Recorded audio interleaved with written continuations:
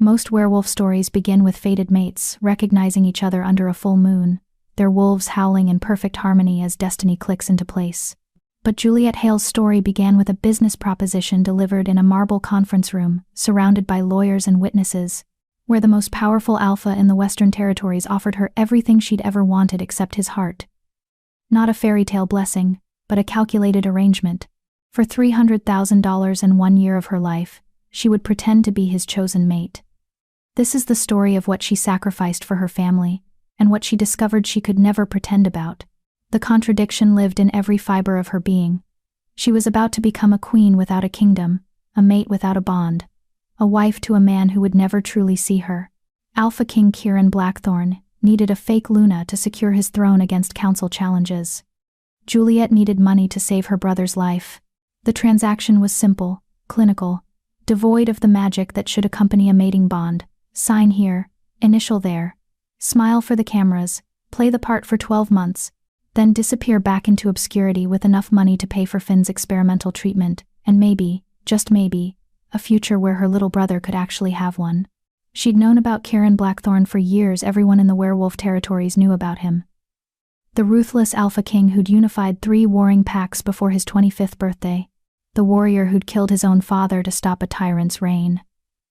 The leader whose ice-blue eyes could freeze a wolf mid-shift with nothing but a glance. She'd seen him once, 4 years ago, at the Northern Summit where her father had served as a low-ranking guard. Kieran had walked past her without a flicker of recognition, his attention fixed on matters of state and strategy, while something in her chest had lurched sideways, her wolf whimpering with a recognition she'd immediately suppressed. He was the king. She was nobody. That's how the story should have ended. But now she sat across from him in his private study, the contract between them, her hand trembling as she held the pen. His expression revealed nothing carved from granite and winter storms, beautiful in the way dangerous things are beautiful. He hadn't smiled once during the negotiations, hadn't pretended this was anything other than what it was. A mutually beneficial arrangement between 2 people who needed something from each other. "My only condition," he said, his voice like whiskey and smoke, "is that you never fall in love with me." Juliet's breath caught.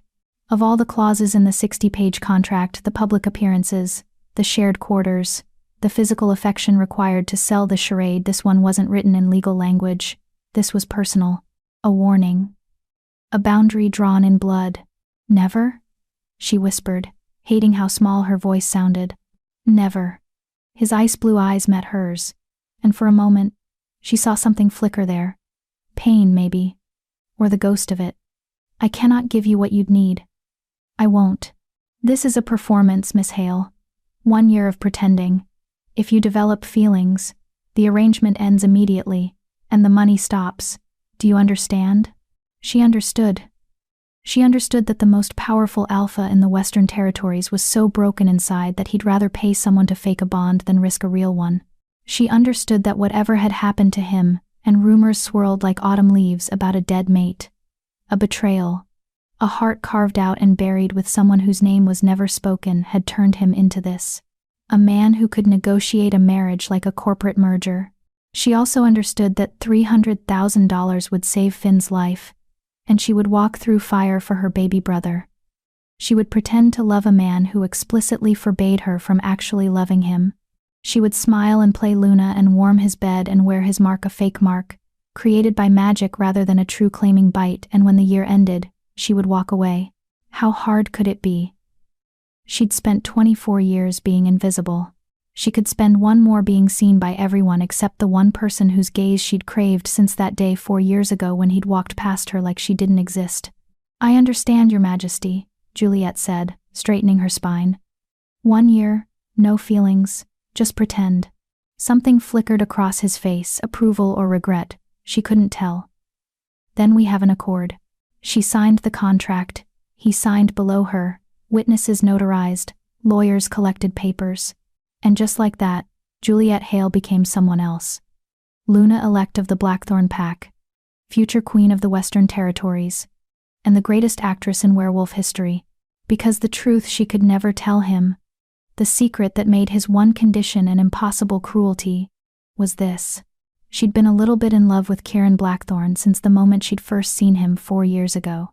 And now she had exactly 12 months to pretend she wasn't while living as his wife, sharing his space, playing his mate, and somehow protecting her heart from a man who'd explicitly forbidden her from giving it to him. The clock started ticking the moment the ink dried. 1 year, $300,000, one impossible condition, and a love she could never, ever admit existed. Chapter 1. The Hidden Truth. The Blackthorn estate sprawled across 200 acres of ancient forest. Its main residence, a fortress disguised as a mansion. Juliet stood in the circular driveway, her single battered suitcase at her feet, staring up at the stone columns and floor-to-ceiling windows that reflected the late afternoon sun like sheets of gold. Somewhere inside that architectural masterpiece, Kieran Blackthorn was probably reviewing strategy reports, or signing execution orders, or doing whatever terrifyingly competent things Alpha Kings did with their time. And tonight, she would sleep under the same roof. Her wolf paced anxiously beneath her skin, confused by the fake mate mark that now decorated Juliet's left shoulder, a perfect replica of a claiming bite, created by the pack's most skilled enchantress. It looked real, even smelled faintly of Kieran's cedar wood and winter storm scent, but it lacked the soul-deep connection of an actual bond. Her wolf knew the difference, kept searching for the thread that should connect them to their mate but finding only empty air. "Not our mate," Juliet reminded her wolf firmly. "Just pretend." "Miss Hale." A woman emerged from the massive front doors, her silver hair pulled into an immaculate bun, her posture radiating efficient authority. "I'm Eleanor, head of household staff. His Majesty is currently in meetings but has asked me to show you to your quarters. Please, follow me." Juliet grabbed her suitcase, ignoring Eleanor's slight wince at the duct tape holding one corner together. The contrast between her worn luggage and the marble foyer they entered couldn't be more pronounced, like dragging poverty through the gates of power and hoping nobody noticed the stains. The interior of the estate was somehow more intimidating than the exterior. Vaulted ceilings stretched 3 stories high. A double staircase curved upward like angel wings. Art that probably cost more than Juliet's childhood home decorated every wall. The scent of power saturated everything: old magic, older money, and the unmistakable musk of a dominant alpha's territory. "The king's quarters occupy the entire 3rd floor west wing," Eleanor explained as they climbed the right side staircase, her heels clicking against marble.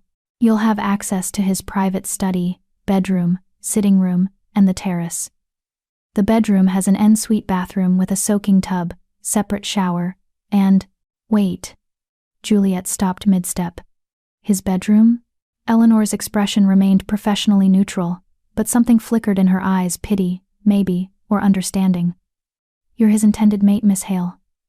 Where else would you sleep?" "Right. Because fake mates still had to sell the illusion to everyone, including the household staff." Juliet's stomach twisted. The contract had mentioned shared quarters, in that clinical legal language, but somehow she'd convinced herself that meant separate rooms connected by a door she could lock. Not sharing an actual bed with a man who'd made it explicitly clear he wanted nothing real between them. "Of course," Juliet managed, forcing her feet to continue climbing. "I just thought—" "Never mind." They reached the 3rd floor, where the hallway opened into a private corridor with only 2 doors. Eleanor pushed open the one on the left, revealing a space that could have housed Juliet's entire family with room to spare.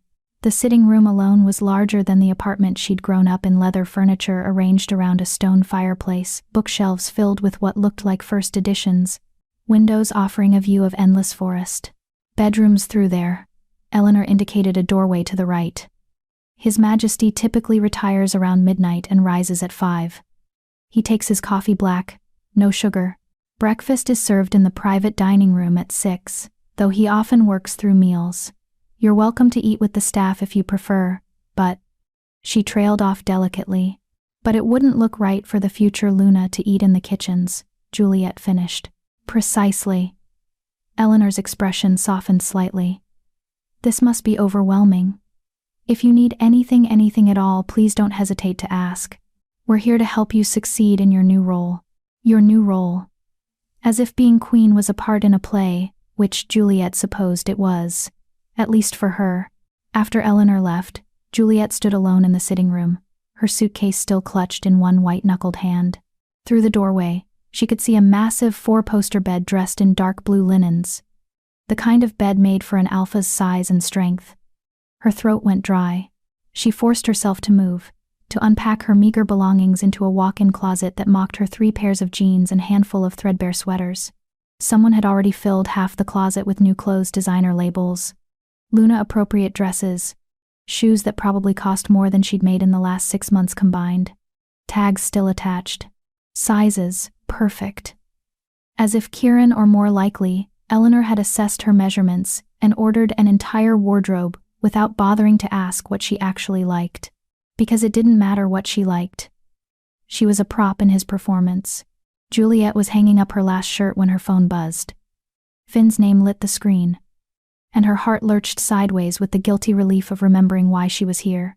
"Hey, troublemaker," she answered, injecting false brightness into her voice. "How was physical therapy?" "Brutal." Her brother's voice came through thin and tired, so different from the energetic 12-year-old he'd been before the diagnosis. "But Dr. Rivera says if we can get me into that clinical trial in Germany, my numbers might actually improve. Isn't that wild? Like actual improvement, not just slowing the decline." Juliet's eyes burned. "That's amazing, Finn." "Yeah, well, it's expensive as hell. The treatment alone is like 200,000, plus travel, plus." He stopped abruptly. "Sorry, I shouldn't dump this on you.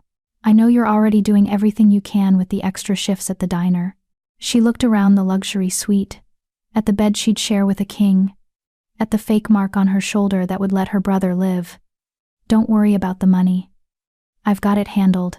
"Juliet, you can't possibly." "I've got it handled," she repeated firmly.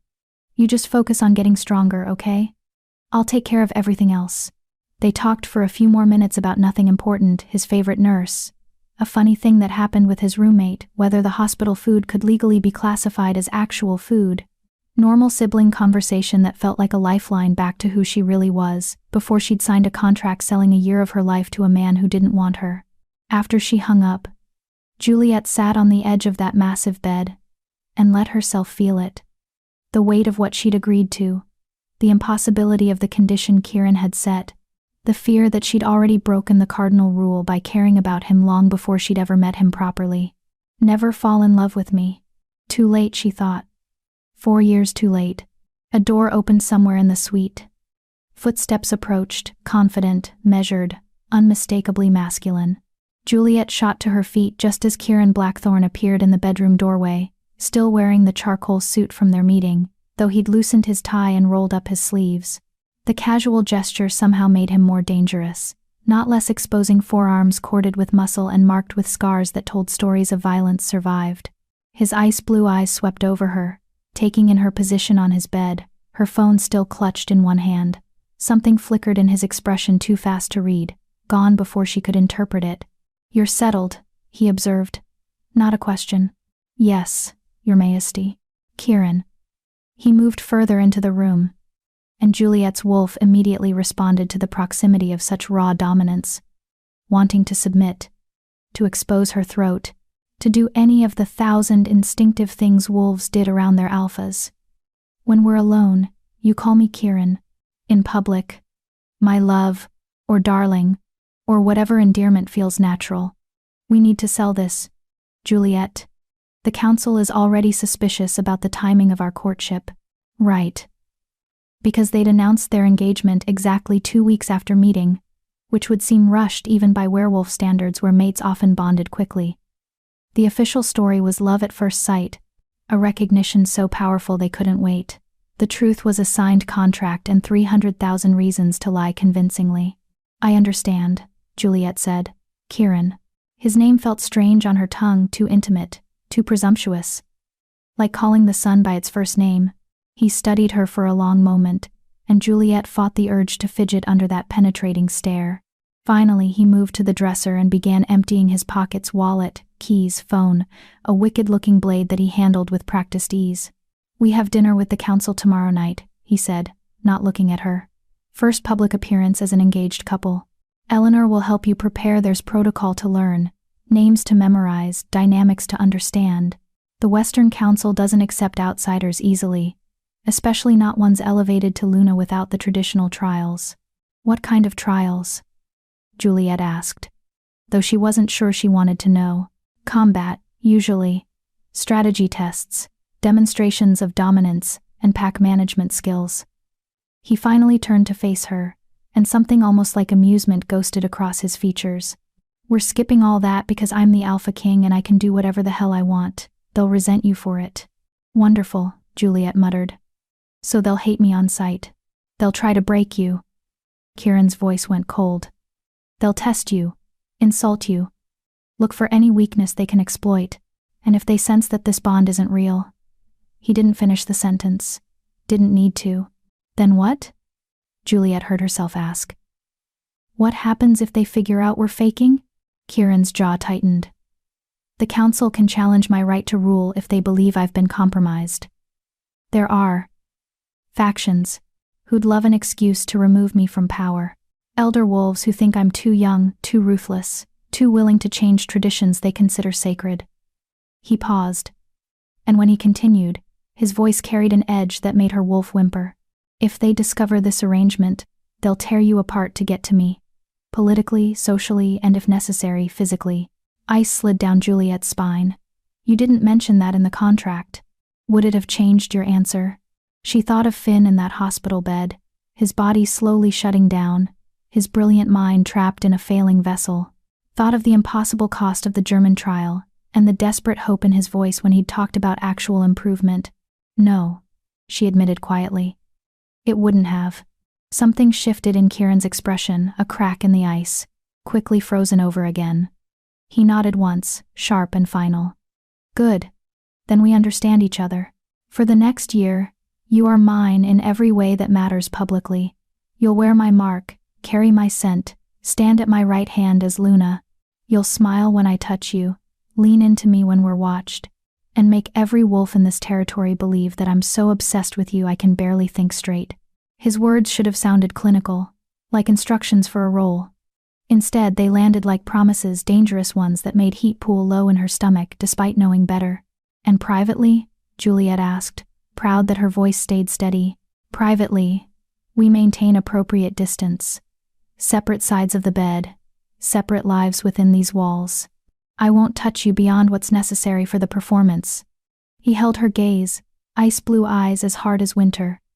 And you will honor the condition we agreed upon. No feelings, Juliet. No matter what happens, no matter how convincing we have to be in public, you will not fall in love with me. Are we clear? She should have agreed immediately. Should have nodded and accepted the boundary and been grateful he was drawing such clear lines. Instead, something reckless rose in her chest, maybe her wolf's frustration, maybe her own perverse need to push back against a man who thought he could control emotions with contracts and conditions. What if I can't help it? The question escaped before she could stop it. What if pretending turns into something real? The temperature in the room dropped 10 degrees.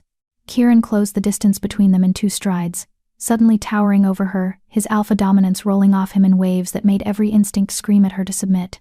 His hand came up, and for a wild second, she thought he might touch her face, but he stopped inches away, his fingers curling into a fist. Then you'll learn to help it. His voice was barely above a whisper, but it carried the weight of an alpha command. Because I'm not capable of loving you back, Juliet. Whatever you think you see in me, whatever fantasies you might build about this arrangement becoming real, destroy them now. I'm not a good man. I'm not a hero. I'm a king who'll do whatever necessary to protect his throne, including using you as a shield against my enemies. I know what you are, Juliet said. And she did. She'd heard the stories, seen the cold calculation in his eyes, understood exactly what kind of ruthless leader he'd had to become. I signed the contract anyway. Then don't forget what you signed. He stepped back. That brief moment of intensity shuddered behind Arctic control. I have work to finish tonight. The bed is large enough for both of us to keep appropriate distance. I'll take the left side. You can have the right. I don't snore, and I wake early. Try not to be startled when you hear me leave for training at 5. With that stunning demonstration of romantic compatibility, he turned and walked back into the sitting room, already pulling out his phone and scrolling through messages, as if their entire conversation had been nothing more than crossing another item off his endless to-do list. Juliet stood alone in their bedroom now, for the next 12 months, and wondered what the hell she'd gotten herself into. The fake mark on her shoulder burned like accusation.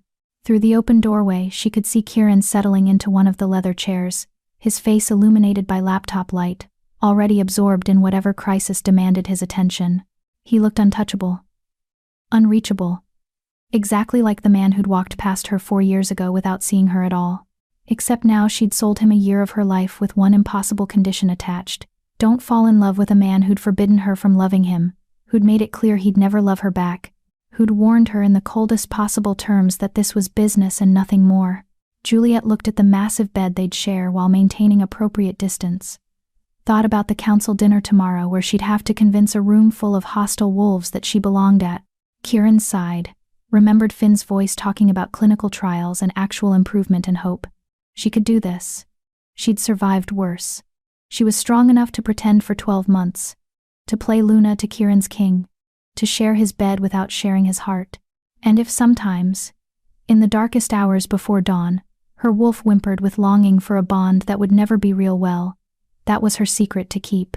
Just like the truth that she'd been halfway in love with him since the moment she'd first seen him. Some secrets were meant to stay buried. Even if they destroyed you in the keeping. Chapter 2. Dangerous Proximity.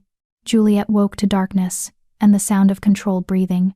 For a disoriented moment, she forgot where she was. The bed too soft. The sheets too expensive. The room too large.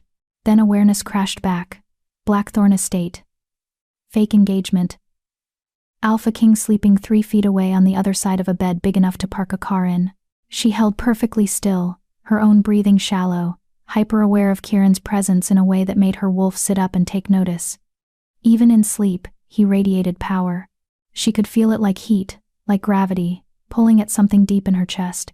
The clock on the nightstand read 4:47 a.m. 13 minutes until he'd wake for training. Juliet closed her eyes and tried to convince herself she was still asleep. When she heard him move a rustle of sheets, weight shifting. Then his feet hitting the floor with barely a sound. Through her lashes, she watched his silhouette cross to the closet, moving with the fluid grace of a predator even half awake. He emerged minutes later in training gear that showed off a physique built for violence. Without glancing at the bed, he left the suite. Only after the door clicked shut did Juliet release the breath she'd been holding. She'd shared a bed with the Alpha King and survived the night without embarrassing herself. Small victories. The clock now read 5:02 a.m. Too early to get up, too wired to fall back asleep. She lay there watching dawn creep across the ceiling, thinking about Finn, about the council dinner tonight, about how Kieran had looked at her last night when he'd said, "I'm not capable of loving you back with such absolute certainty." What had happened to him? The rumors were endless, but contradictory. A mate who'd died, a mate who'd betrayed him, a mate who'd never existed. Some said he'd loved someone so deeply her loss had broken something fundamental inside him. Others claimed he'd been born with ice where his heart should be, that he'd never been capable of the softer emotions. Juliet suspected the truth was worse than either version. At 7 a.m., Eleanor knocked and entered with the efficiency of someone who'd perfected the art of managing powerful men. "Good morning, Miss Hale. His Majesty is in the shower. I've brought breakfast and your schedule for today." She set down a tray with coffee, fruit, and pastries that smelled like heaven, then produced a leather portfolio.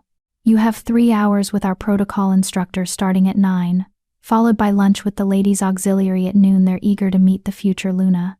At 3 you'll need to select your attire for tonight's dinner, and Eleanor will help with styling. The car leaves for Council Hall at 7 sharp. Juliet's stomach twisted. The ladies' auxiliary? Wives and mates of senior pack members. There. Eleanor chose her words carefully. Traditional. Conservative. They'll want to assess whether you're suitable for the Luna position. You mean they'll want to tear me apart? Eleanor's lips twitched in what might have been the ghost of a smile. I wouldn't phrase it quite that way. But yes, be prepared for pointed questions about your background, your bloodline, and your intentions toward His Majesty. Answer honestly but reveal nothing you wouldn't want repeated. Everything you say will be analyzed and reported back to their mates. Perfect. Trial by gossip before she'd even had coffee. The shower turned off. Moments later, Kieran emerged in a towel, his dark hair wet, his chest still damp. Juliet's brain short-circuited. She'd known abstractly that he was built like a warrior. You didn't unify 3 warring packs through diplomacy alone, but seeing it was different. Scars decorated his torso like a map of violence survived. Muscle moved under tanned skin with predatory grace. He noticed her staring and raised an eyebrow. Problem? No, Juliet managed, looking very intently at her coffee. Just, didn't expect you to. Walk around half naked in my own bedroom?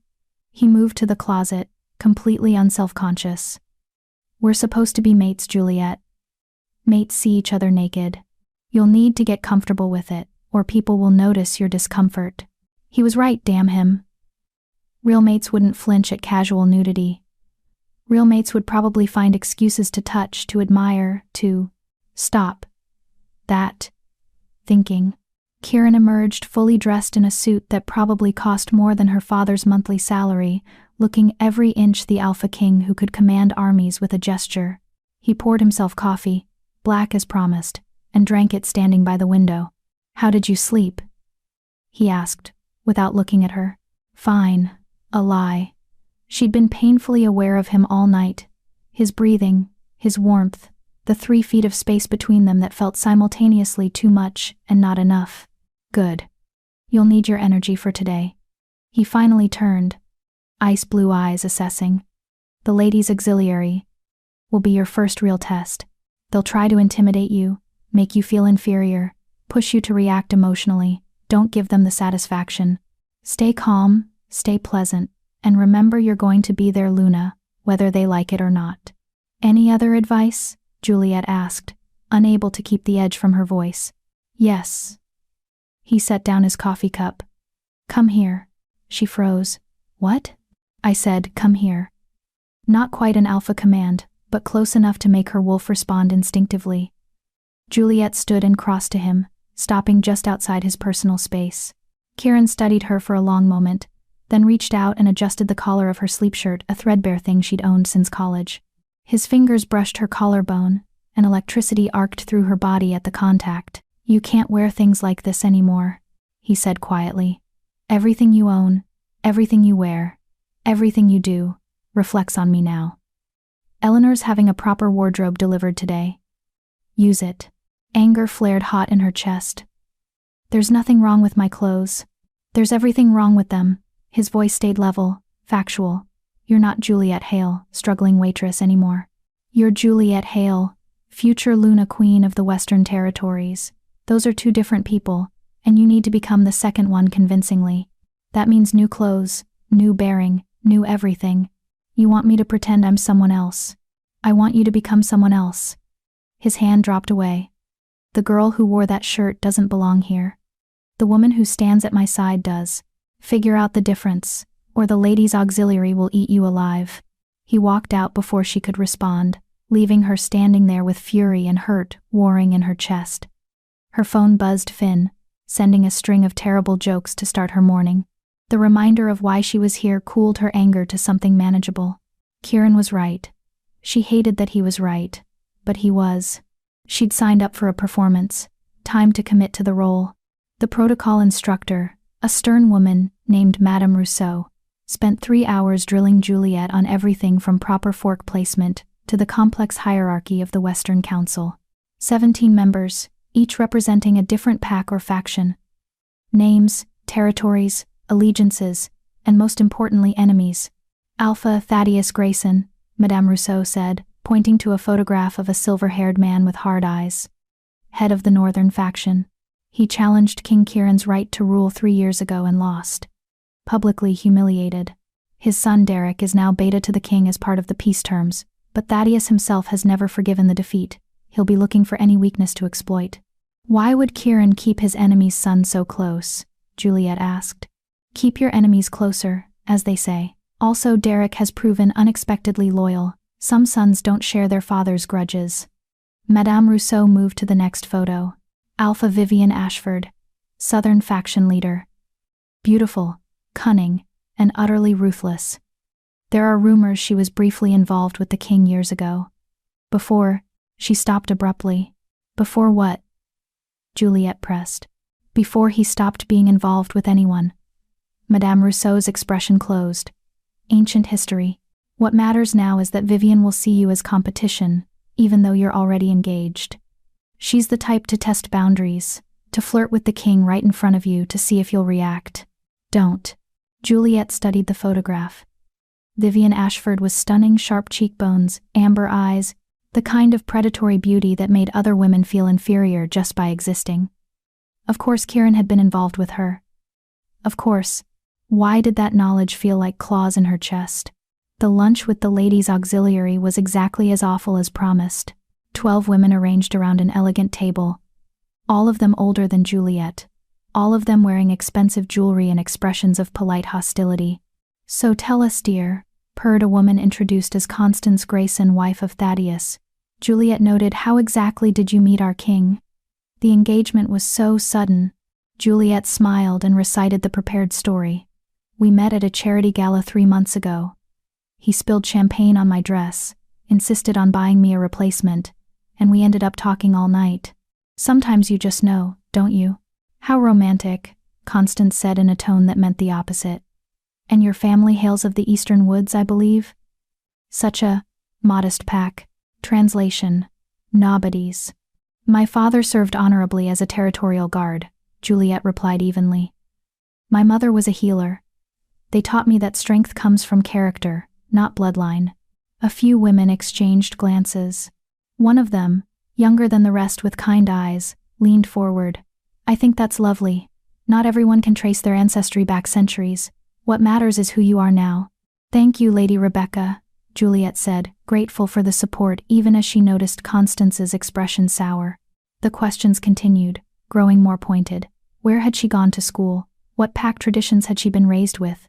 What did she know about Luna responsibilities? Had she completed any of the traditional trials? With each answer, Juliet felt them cataloging her inadequacies. Too poor, too unknown, too unprepared, an outsider who didn't belong in their elite world. "One more question," Constance said, as dessert was served. "The king has been unattached for quite some time, focused entirely on his duties. What makes you think you can hold the attention of a man who's never needed anyone?" The table went silent. Even the servers seemed to freeze. Juliet met Constance's eyes and saw the trap. If she claimed Kieran loved her, they'd look for proof and find the performance lacking. If she admitted he didn't, she'd reveal the cracks in their facade. "I don't presume to hold anyone's attention," Juliet said carefully. "But I can promise that I'll stand beside him, support his rule, and serve this pack with everything I have." Isn't that what being Luna means? It wasn't a perfect answer, but it shifted the ground beneath the question, made it about duty rather than love. Constance's smile sharpened. "How very practical of you." By the time Juliet returned to the suite at 3 p.m., she was exhausted and her head pounded from maintaining perfect composure for 6 straight hours. Eleanor was waiting with 3 evening gowns laid out on the bed. "His Majesty sent word that he prefers the blue one," Eleanor said. "It matches his tie." Of course it did. Every detail coordinated, every appearance calculated. Juliet showered, let Eleanor work magic with her hair and makeup, and eventually found herself staring at a stranger in the full-length mirror. The woman looking back was polished, elegant, wearing a sapphire gown that hugged every curve before flowing to the floor. Diamond earrings borrowed from the Blackthorn family collection caught the light. Her dark hair had been styled in an intricate updo that exposed the fake mate mark on her shoulder. She looked like a Luna, like someone who belonged at a king's side. The illusion was perfect. "You're beautiful," Eleanor said softly. "He won't be able to take his eyes off you." But he would, Juliet thought. Because Kieran could look at her all night and never actually see her. That was the whole point of the arrangement. At 6:45 p.m., she waited in the sitting room, her hands folded to hide their shaking. The door opened and Kieran entered, stopping short when he saw her. For exactly 3 seconds, something flickered in those ice blue eyes' heat. Maybe, or surprise, or something. Then the shutters came down, and he was all business again. "You look appropriate," he said, which was possibly the least romantic compliment in history. "Thank you," Juliet managed. "You look appropriate, too." He did more than that. He looked devastating in a black suit, with a blue tie that exactly matched her dress, his dark hair perfectly styled, his alpha presence radiating controlled power. Every inch the king who'd unified 3 warring packs. Kieran crossed to her and offered his arm. Ready? Not even close. Yes. His hand covered hers where it rested on his arm, the touch sending electricity racing up her spine. Remember, he said quietly. You belong here. You're mine. Act like it. Then they walked out together, to face the wolves, who'd love nothing more than to tear them both apart. Council Hall was impressive in the way government buildings tried to project power, all marble and dark wood and vaulted ceilings. Wolves in evening attire filled the grand dining room, conversations flowing like wine. Every head turned when Kieran entered with Juliet on his arm. The weight of their attention was suffocating. Alpha King Blackthorn, a voice called out, and the mysterious Luna-to-be. We've been eager to meet her. Thaddeus Grayson emerged from the crowd, his silver hair gleaming, his expression professionally pleasant and privately hostile. Up close, he was bigger than his photo suggested, an alpha in his prime, radiating dominance. Thaddeus. Kieran acknowledged coolly. Allow me to introduce my mate, Juliet Hale. His hand moved to the small of her back, possessive, proprietary, exactly what a mate would do. Juliet forced herself to lean into the touch naturally. Charmed, Thaddeus said, taking her hand and kissing it just a fraction too long. Tell me, my dear, are you prepared for the responsibilities that come with being Luna? It's not all pretty dresses and state dinners. The role requires strength, cunning, and absolute loyalty to the pack. I understand the weight of the position, Juliet replied. And I'm honored to serve. Serve. Thaddeus smiled. What an interesting word choice. Most Lunas would say lead. Beside her, Kieran went very still. Juliet will lead as Luna alongside me as Alpha King. Her strength is her own, not something that requires your validation. The temperature dropped 10 degrees. Other conversations faltered as wolves sensed the confrontation building. Of course, Thaddeus said smoothly. No offense intended. I simply worry about a Luna without traditional training facing the challenges of ruling the Western Territories. So many threats, both external and internal. One must be prepared for anything. Then it's fortunate, a new voice interjected, that she has the strongest alpha in 3 generations protecting her. Vivian Ashford glided into view wearing a dress that was technically appropriate but strategically designed to showcase every asset. Her amber eyes swept over Juliet with the assessment of a predator sizing up competition. Vivian, Kieran said, his voice carefully neutral. Kieran. She smiled, warm and familiar in a way that made Juliet's wolf snarl. You look well. Command suits you. Her gaze flickered to Juliet. And this must be the mate everyone's buzzing about. How delightful. I'm Vivian Ashford, an old friend of the King's. The emphasis on old friend carried volumes. Juliet Hale, Juliet replied, extending her hand. Pleasure to meet you. Vivian's handshake was firm, competitive. The pleasure is mine. Tell me, how are you finding life at the estate? Such a big place for someone unaccustomed to luxury. Not overwhelming, I hope? Every word was a carefully placed knife. The estate is beautiful, Juliet said evenly. Though I'm finding the best part is the company. She looked up at Kieran with what she hoped was adoration, playing her part. His arm tightened around her waist in response, approval or warning. She couldn't tell. How sweet, Vivian purred. Young love is always so innocent. She turned to Kieran. Save me a dance later? For old time's sake? Perhaps, Kieran said noncommittally. I'll consider that a yes. Vivian drifted away, leaving a trail of expensive perfume and implied history. Juliet wanted to ask what exactly old friend meant, but they were already being approached by another council member, then another, an endless parade of wolves who smiled while cataloging her every flaw. By the time they sat for dinner, Juliet's face hurt from maintaining a pleasant expression. Kieran sat at the head of the table with her at his right hand, the Luna's traditional position. Throughout the meal, he played his part perfectly, touching her hand, leaning close to murmur comments meant only for her, his attention seemingly focused on her even while managing political conversations with the skill of someone who'd been born to rule. It was a masterful performance. If Juliet hadn't known the truth, she would have believed he was genuinely infatuated. "You're doing well," he murmured during a lull between courses, his breath warm against her ear. "Keep it up. Just a performance note. Nothing real." After dinner, music began, a string quartet playing something classical and elegant. Couples moved to the dance floor, and Juliet's stomach knotted when she realized the expectation. Kieran stood and offered his hand. "Shall we?" She'd never danced like this before, formal, ballroom style, the kind of dancing that required actual skill. But she took his hand anyway because refusing would raise questions. He led her onto the floor and pulled her close, one hand at her waist, the other holding hers. "Follow my lead," he instructed quietly. "And for God's sake, smile. You look like you're facing execution." "I might be, if I step on your feet, in front of the entire council." Something that might have been amusement flickered across his face. "I'll survive." Then they were moving, and somehow impossibly Juliet's body knew how to follow his. Maybe it was the mate bond, even fake as it was. Or maybe Kieran was just that good at leading. Either way, they flowed together like water, like they'd been dancing together for years.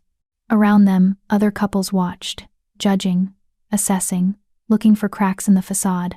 Kieran pulled her closer, until barely an inch separated them.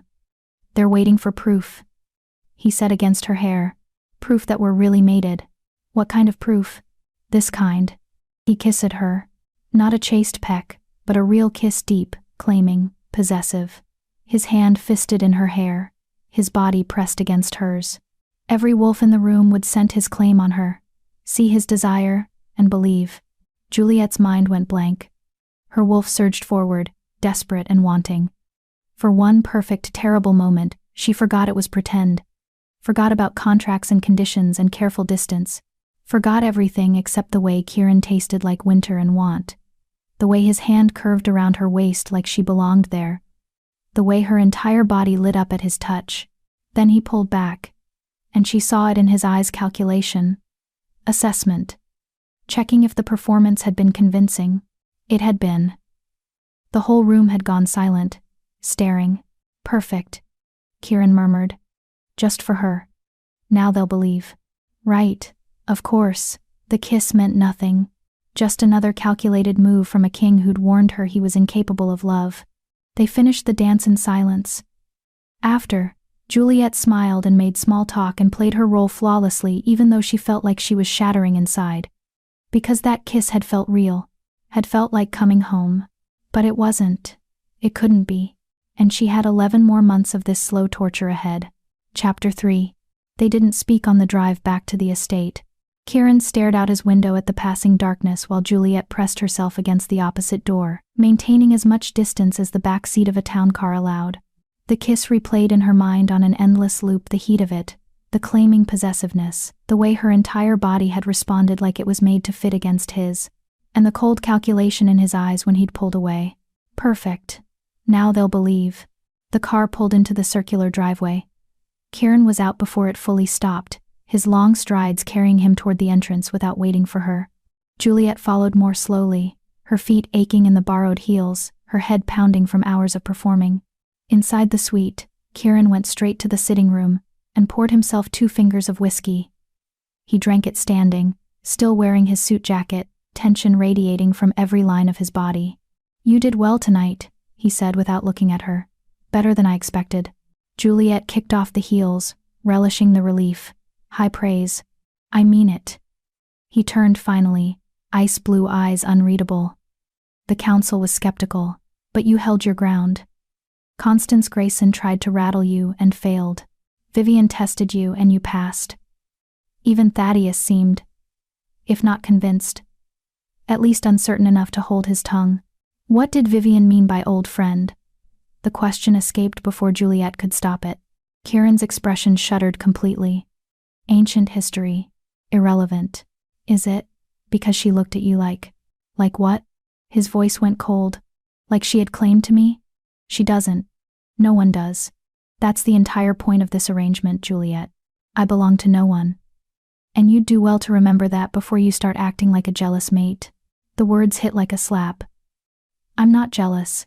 I'm trying to understand the dynamics so I don't get blindsided. The dynamics are simple. He set down his glass with controlled precision. Vivian and I had a brief involvement 3 years ago. It ended. She's ambitious enough to see the Luna position as a prize worth claiming, but she has no real power over me. That's all you need to know. 3 years ago. The same time frame as Thaddeus's failed challenge. Whatever had happened to Kieran, whatever had turned him into this closed-off, ice-cold version of an alpha had happened around then. Juliet would bet her contract on it. But clearly he wasn't going to elaborate. Fine, she said tiredly. Is there anything else I need to debrief about, or can I go to bed? One thing. Kieran moved closer, and Juliet's pulse jumped despite everything. The kiss. It worked. The council saw what they needed to see a mating bond strong enough to be convincing. We'll need to maintain that level of physical authenticity going forward. Public displays of affection, intimate touches, the appearance of genuine desire. Juliet's stomach twisted. You want to kiss me again? I want to sell the illusion. If that requires kissing, then yes. His gaze dropped to her mouth. Clinical and assessing. You respond well enough. Your wolf recognizes the alpha dominance and reacts appropriately. We can work with that. Responds well enough. Like she was a prop he was evaluating for performance quality. I'm glad my wolf's cooperation meets your standards, Juliet said, unable to keep the bitterness from her voice. Anything else, or are we done objectifying my instinctive reactions to your alpha pheromones? Something flickered in his expression too fast to read. Are you angry with me? No, Your Majesty. I'm perfectly fine with being kissed like you mean it in public and then debriefed like a business transaction in private. Why would that bother me? Because you're forgetting the terms of our agreement. Kieran closed the remaining distance between them, suddenly towering over her, his alpha presence washing over her in waves. I told you explicitly no feelings. If that kiss affected you beyond the physical, if you're starting to confuse performance with reality, we have a problem. Juliet lifted her chin, refusing to back down even though her wolf was whimpering at the dominance display. The only problem is you thinking you can control emotions like you control everything else. You can't order someone not to feel things, Kieran. That's not how hearts work. Then learn to control yours, he said flatly. Because mine isn't available. Not for you. Not for anyone. I thought I made that clear. Crystal clear. You're emotionally unavailable, incapable of love, and I'm just a warm body you're paying to play pretend with for 12 months. Got it. Message received. She turned away, suddenly desperate to put distance between them. I'm going to bed. Juliet. Good night, Your Majesty. She walked into the bedroom and closed the door, not slamming it. That would be too much, but firmly enough to make a point. Then she stood there shaking, furious with herself for caring, furious with him for being exactly what he'd warned her he was. Through the door, she heard him move, heard the clink of glass as he poured another drink, heard the heavy silence of a man who'd built walls so high around himself that he'd forgotten what it felt like to be reached. Juliet changed into her sleep clothes, one of the new silk sets that had appeared in her dresser, because even her pajamas had to be appropriate now, and climbed into her side of the massive bed. She lay there staring at the ceiling, replaying every moment of the evening, the dance, the kiss, the way Kieran had held her like she was precious, and then discussed it like a tactical maneuver. She was in so much trouble, because despite his warnings, despite his explicit condition, despite knowing better in every possible way she was falling for him, had been falling since that first meeting in his study, maybe since that moment 4 years ago when he'd walked past her without seeing her and something in her chest had recognized him anyway. And she had 11 months left to hide it. The next week fell into a brutal routine. Kieran woke at 5 for training. Juliet woke at 7 for meetings with Eleanor, Madame Rousseau, or various pack officials who needed to get to know the future Luna. They had dinner together most nights silent, awkward affairs where Kieran reviewed documents while Juliet pushed food around her plate. Then he'd retreat to his study to work until midnight, while she lay alone in their shared bed, hyper-aware of his absence. The only time he touched her was in public. At pack gatherings, his hand would settle possessively at her waist. During council meetings, he'd reach for her hand under the table. Once, at a charity gala, he'd pulled her into his lap while discussing territory negotiations with the southern faction, his arm locked around her waist, his scent marking her thoroughly. Each touch was calculated. Strategic. Designed to sell the illusion to watching eyes. And each touch destroyed her a little more. because her body responded like it was real while her mind knew the truth. On the 8th day, Juliet woke to find Kieran already dressed and standing by the window, his phone pressed to his ear. His expression was carved from granite. "How many casualties?" he asked quietly. Then, "Understood. Lock down the eastern border. No one in or out until we identify the attackers." A pause. "I'll be there within the hour." He ended the call and finally noticed Juliet was awake. "There's been an incident. Rogue wolves attacked a border patrol. 3 dead, 5 wounded." Juliet sat up, sleep forgotten. "Rogues? I thought the territories were secure." "They were. This is the first organized attack in 18 months. His jaw tightened. "I need to handle this personally. You'll stay here with Eleanor and the household guard.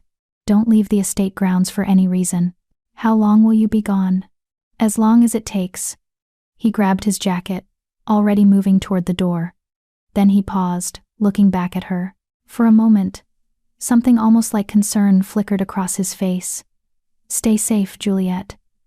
The rogues are becoming bolder, and if they know about you, about us, you could be a target." Then he was gone, and Juliet was left alone in a bed that suddenly felt enormous and empty. 3 days passed. Then 4. Kieran called twice, brief. Terse conversations about estate security and council politics, nothing personal. Juliet tried not to worry. Tried to focus on her Luna training. Tried to ignore the growing anxiety in her chest every time she thought about him facing unknown enemies at the border. On the 5th day, Finn called with news that made her forget everything else. "They accepted me," he said, his voice breaking with emotion. "The German trial. Dr. Rivera submitted my application, and they accepted me, Juliet. I start in 6 weeks." Relief crashed over her so hard she had to sit down. "That's amazing. That's God, Finn. That's everything." "Yeah." She could hear him crying now, trying to hide it. I might get better. Real better, not just manage symptoms, doctor. Rivera says if the treatment works, I could be back to normal within a year. Maybe 2. Normal. A future." The reason she'd signed Kieran's contract in the first place. "I'm so proud of you," Juliet managed through her own tears. "You're going to beat this thing. Only because of you." Finn's voice steadied. "I don't know how you got the money together, and honestly I'm afraid to ask. But whatever you did, whatever sacrifices you made, thank you. You saved my life, Juliet. Whatever sacrifices you made." If he only knew. She looked around the luxury suite, thought about the fake mark on her shoulder, about the man who'd paid $300,000 for her to pretend to love him while explicitly forbidding real feelings. "You're my brother," she said simply. "I'd do anything for you." After they hung up, Juliet let herself cry relief, exhaustion, the accumulated stress of playing Luna while falling for a king who'd made it clear he'd never love her back. She cried for Finn and his second chance, for herself and the impossible situation she'd chosen, for Kieran and whatever had broken him so thoroughly that he'd rather pay for fake affection than risk real connection. She was still crying when the door opened and Kieran walked in, covered in blood. Juliet shot to her feet. "Oh my God, not mine," he said immediately, though his voice was rough with exhaustion. "The rogues fought harder than expected. We captured their leader. He's in custody now, being interrogated." He looked wrecked. His clothes were torn and stained. Dirt and blood smeared his face. But his eyes looked almost human for once, stripped of their usual ice by whatever he'd witnessed at the border. "You're hurt," Juliet said, spotting the gash across his forearm despite his denial. "It's nothing." "It's not nothing. Sit down." She grabbed the first aid kit Eleanor had shown her on day 1, pointed to the chair. "Sit. Now." For a moment, she thought he'd refuse. Then something in him seemed to give way, and he collapsed into the chair like a puppet with cut strings. Up close, the exhaustion was even more apparent, dark circles under his eyes, lines of tension around his mouth, his hands shaking slightly as he tried to unfasten his ruined shirt. "Let me," Juliet said quietly. She unbuttoned the shirt carefully, trying not to react to the expanse of muscled chest beneath, to the new bruises blooming across his ribs, to the way his breath caught when she accidentally touched bare skin. She cleaned the arm wound first, deep, but not requiring stitches, then moved to the smaller cuts on his face and hands. "What happened out there?" she asked, dabbing antiseptic on a cut above his eyebrow. The rogues weren't random. Kieran's eyes closed, whether from exhaustion or her ministrations, she couldn't tell. They were organized, well-armed. They knew exactly where our patrols would be and when. Someone gave them intelligence. A traitor? Possibly. Or someone on the council using rogues as proxies to test my defenses. His jaw clenched. 3 good wolves died. Juliet. 3 wolves under my protection. Dead because I didn't see the threat coming. She heard the guilt in his voice, the weight of leadership that demanded perfection and punished failure with blood. Without thinking, she cupped his face gently, making him look at her. "You can't predict everything," she said. "You can't prevent every death. You're powerful, Kieran, but you're not omniscient." His eyes opened, and she was startled by the raw vulnerability there. "I'm supposed to protect them. That's what an alpha does. That's what a king does. And I failed." "You didn't fail," you responded. "You captured the threat. You're keeping everyone safer because of what you learned." Her thumb brushed his cheekbone without permission, and she watched his eyes darken. "Stop carrying every death like it's personal penance. Why are you being kind to me?" The question was barely a whisper. "Because I love you," she thought. "Because even when you're pushing me away, I see the man beneath the ice, and he's worth caring about." "Because you need it," she said instead. They stayed like that for a long moment, her standing between his legs, her hands on his face, his eyes locked on hers with an intensity that stole her breath.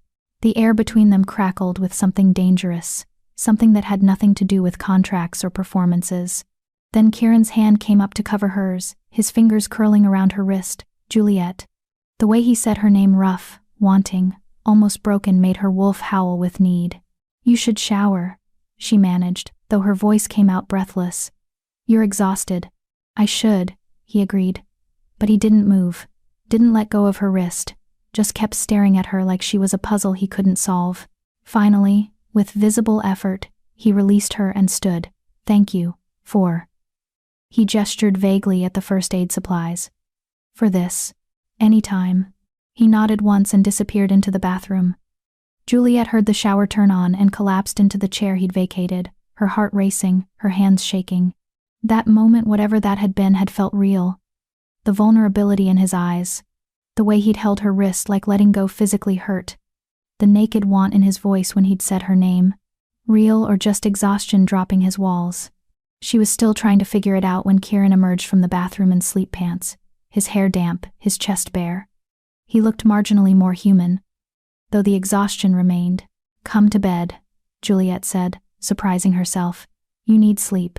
He should have argued, should have retreated to his study like always. Instead, he nodded and climbed into his side of the bed. Juliet turned off the lights and settled into her side, maintaining their usual careful distance. 5 minutes passed in silence. Then, "Juliet?" "Yeah?" "Your brother. The phone call earlier. I heard you crying. Is he..." "He got into the trial," she said, throat tight. "He's going to Germany in 6 weeks. Silence. Then, so quietly she almost missed it. "I'm glad." And despite everything, the contract, the conditions, the careful walls between them, Juliet smiled in the darkness. Because Kieran Blackthorne, the ice-cold alpha king who claimed he was incapable of caring, had just expressed genuine gladness about her brother's health. Maybe there was hope after all. Maybe. Juliet woke in the middle of the night to Kieran thrashing beside her, a low growl rumbling from his chest. His face was twisted in distress, his body rigid with tension. A nightmare. "Kieran," she whispered, reaching out carefully. "Kieran, wake up." He jolted awake with a gasp, his hand shooting out to grab her wrist in a grip that would have been painful if she'd been human. For a moment, he didn't recognize her. His eyes were wild, his wolf too close to the surface. "It's me," Juliet said calmly, not trying to pull away. "You're safe. You're home." Recognition slowly filtered back into his eyes. He released her wrist immediately, rolling away to sit on the edge of the bed with his head in his hands. "I'm sorry," he said roughly. "I didn't mean to. I thought you were, He stopped, shaking. Juliet sat up, her heart aching for him. It's okay. Everyone has nightmares. Not like mine. His voice was hollow. You should go back to sleep. She should. She should respect his boundaries. And give him space. And remember that she was just his paid companion, not his real mate who had the right to comfort him. Instead, she moved closer, until she was sitting behind him, close enough to feel his heat but not quite touching. Tell me about her. Kieran went completely still. What? The woman who broke you. The reason you built these walls. Tell me about her. No. Flat. Final. Kieran. I said no. He stood abruptly, moving to the window, putting distance between them. That part of my life is none of your concern. It has nothing to do with our arrangement. Doesn't it? Juliet challenged. You asked me to pretend to be your mate. To play the role of a woman who loves you. But you won't even tell me why you need the pretense in the first place. How am I supposed to understand you if you won't let me in? You're not supposed to understand me. He spun to face her. And for the first time, real emotion cracked through the ice pane, old and deep and still bleeding. You're supposed to smile and play your part, and take your money, and leave when the year is up. That's the agreement. That's all this is. Is it? She climbed out of bed, suddenly furious. Because it doesn't feel like just an agreement, when you look at me the way you did tonight. When you hold my wrist like letting go hurts. When you have nightmares bad enough to make an alpha king shake. Those are my demons to carry, not yours. What if I want to help carry them? Then you'd be a fool. His voice went cold again, walls slamming back into place. I told you from the beginning I'm not capable of love. Whatever happened to me, whoever she was, it broke something fundamental. I can give you wealth, protection, the Luna title, but I can't give you my heart. Because I don't have one anymore. It died with... He stopped abruptly, his expression shuddering completely. With her, Juliet finished quietly. The woman in your nightmares. What was her name? For a long moment, she thought he wouldn't answer. Then, so quietly she almost missed it. Serafina. Her name was Serafina. And she was everything. And when she died, when I failed to protect her, she took the best parts of me with her. The raw grief in his voice broke Juliet's heart into 1,000 pieces. She wanted to go to him, to hold him, to promise that he could heal, that he could love again. But the look on his face stopped her, a warning, a boundary, a wall built from loss so profound it had reshaped his entire soul. I'm sorry, she whispered. Don't be. It was 3 years ago. I've moved on. But the lie was transparent, even as he spoke it. Go back to sleep, Juliet. We have a council meeting in the morning, and you'll need your rest. He walked out of the bedroom, presumably to his study, leaving her alone with the ghost of a woman named Serafina and the terrible understanding of why Kieran had demanded she never fall in love with him. Because he was already in love with someone else. Someone dead. Someone he'd failed to protect. And no contract, no performance, no amount of pretending would ever change that. Don't forget to subscribe. Chapter 4. The knowledge of Serafina changed everything and nothing. Kieran still woke at 5 for training. Still maintained careful distance in private while playing the devoted mate in public. Still treated their arrangement like a business transaction with romantic window dressing. But now Juliet understood the why behind the walls, not just emotional unavailability, but active grief for a woman 3 years dead. She tried not to think about it. Tried to focus on her Luna training, on Finn's upcoming treatment, on memorizing the complex web of pack politics that governed her new life. But late at night, when Kieran worked in his study and she lay alone in their bed, her mind wandered to questions she had no right to ask. Who had Serafina been? How had she died? And why did Kieran blame himself? A week after the rogue attack, Juliet was reviewing supply budgets with Eleanor, when Derek Grayson, Thaddeus's son and Kieran's beta, knocked on the sitting room door. Luna, he greeted, respectful but not warm. His Majesty requests your presence in his office, immediately. Juliet's stomach tightened. Kieran never summoned her during work hours. They had their performance schedule, public events, council dinners, carefully staged appearances, but private meetings weren't part of the arrangement. Is something wrong? She asked. Derek's expression remained neutral. He didn't say. just that it was urgent. She followed him through the estate to Kieran's office, a space she'd never been invited into before. Derek knocked once, then opened the door without waiting for acknowledgement. Kieran sat behind a massive desk covered in maps and reports, his expression carved from granite. Standing across from him was a woman. Juliet didn't recognize, petite, auburn-haired, wearing travel-stained clothes, and an expression of exhausted determination. "Juliet," Kieran said without preamble. "This is Dr. Lydia Navarro, one of our PAC's research specialists. She's just returned from investigating the rogue attacks. Tell her what you told me." Dr. Navarro turned to face Juliet, her green eyes assessing. "The rogues weren't random, Luna. They were created. Deliberately turned and then set loose on our territories." Juliet's blood ran cold. "Created? By who?" "We don't know yet. But whoever's doing it has access to dark magic blood rituals, forced transformations, mental compulsion. The rogues we captured were barely coherent, driven by magical commands they couldn't resist." She pulled out a folder and extracted several photographs. "We found these symbols carved into trees near the attack sites. Recognize them." The symbols were intricate, disturbing circles within circles, runes that seemed to writhe even in still photographs. Juliet shook her head. "I've never seen anything like that. Neither have most wolves." Kieran stood, moving to stand beside Dr. Navarro. "But they match historical records of a group called the Crimson Order. Dark practitioners who believe werewolves should rule over humans, that our power makes us superior. They were supposedly eradicated 2 centuries ago." "Apparently not," Dr. Navarro said grimly. "Someone's resurrecting their methods. And based on the sophistication of the magic involved, they've been planning this for years." Juliet tried to process the implications. Why attack now? Why reveal themselves? "Because they're testing us," Kieran said, his voice deadly calm. "Testing our defenses, our response times, our vulnerabilities. The rogue attacks are just the beginning." His ice-blue eyes fixed on her. "Which is why your security detail is being doubled, effective immediately. You don't leave the estate without at least 4 guards. You don't attend any events unless I'm present. And you absolutely do not go anywhere alone. Understood?" It wasn't a request. The alpha command in his voice made her wolf instinctively want to submit, to bare her throat, to obey. But Juliet wasn't just any wolf. "You think they'll target me specifically?" "You're my mate," Kieran said flatly. "Of course they'll target you. Killing you would be the easiest way to destabilize my rule, to make me—" He stopped abruptly, his jaw clenching. "To make him vulnerable," Juliet finished silently. "The way he'd been vulnerable when Serafina died. I'll be careful," she promised.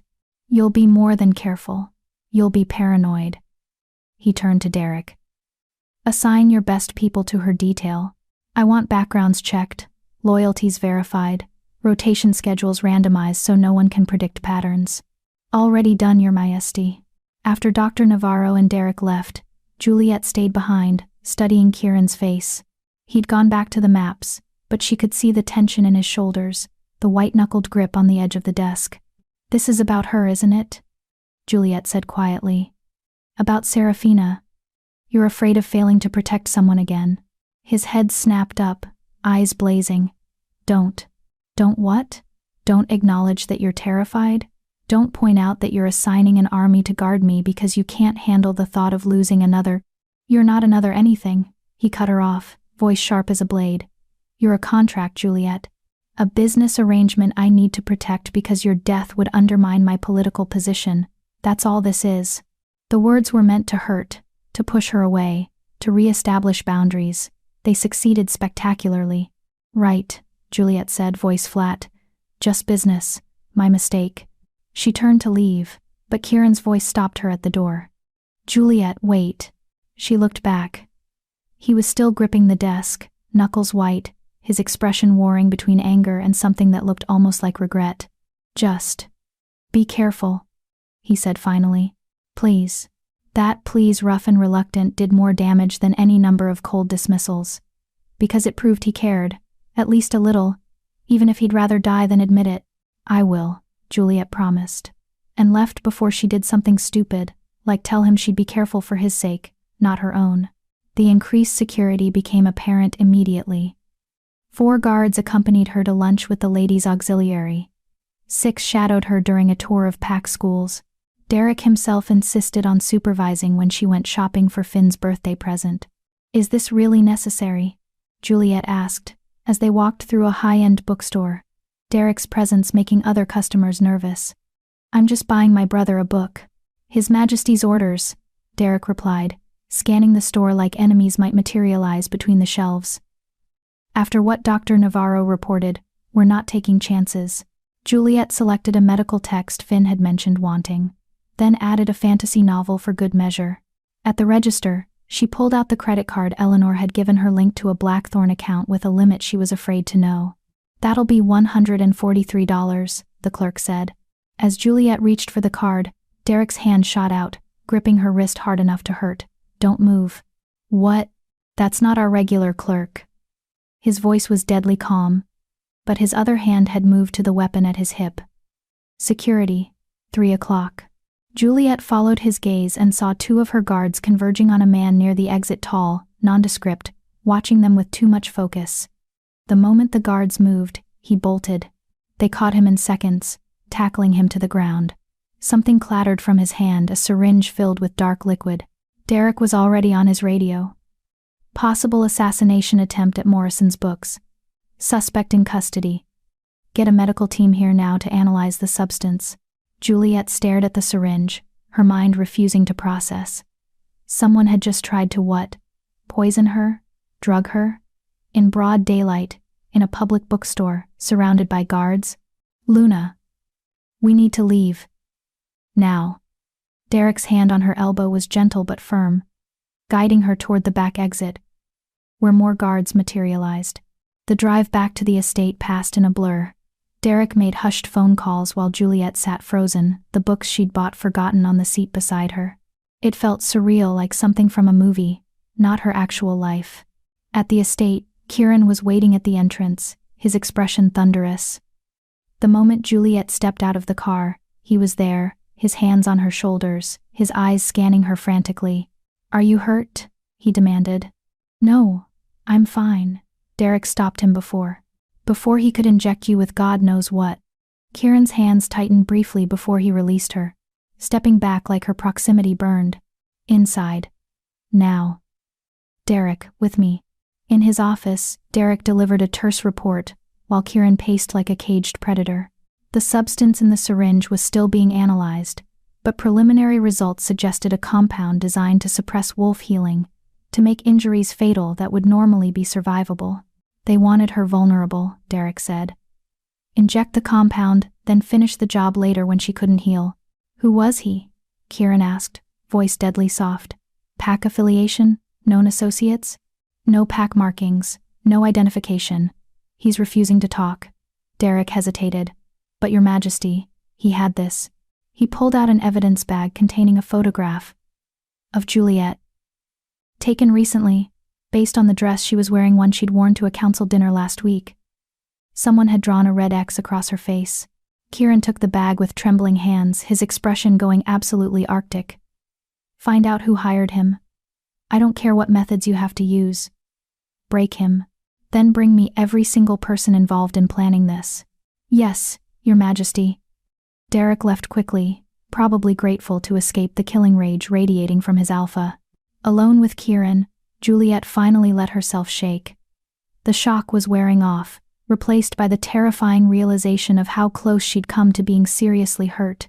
If Derek hadn't noticed the wrong clerk, if the guards had been slower, "Breathe," Kieran ordered, suddenly in front of her, his hands on her shoulders again. "You're safe. I won't let anyone hurt you." "You can't promise that," Juliet whispered. "You can't be everywhere." "Then I'll hire more guards. Install better security. Lock you in this estate if I have to."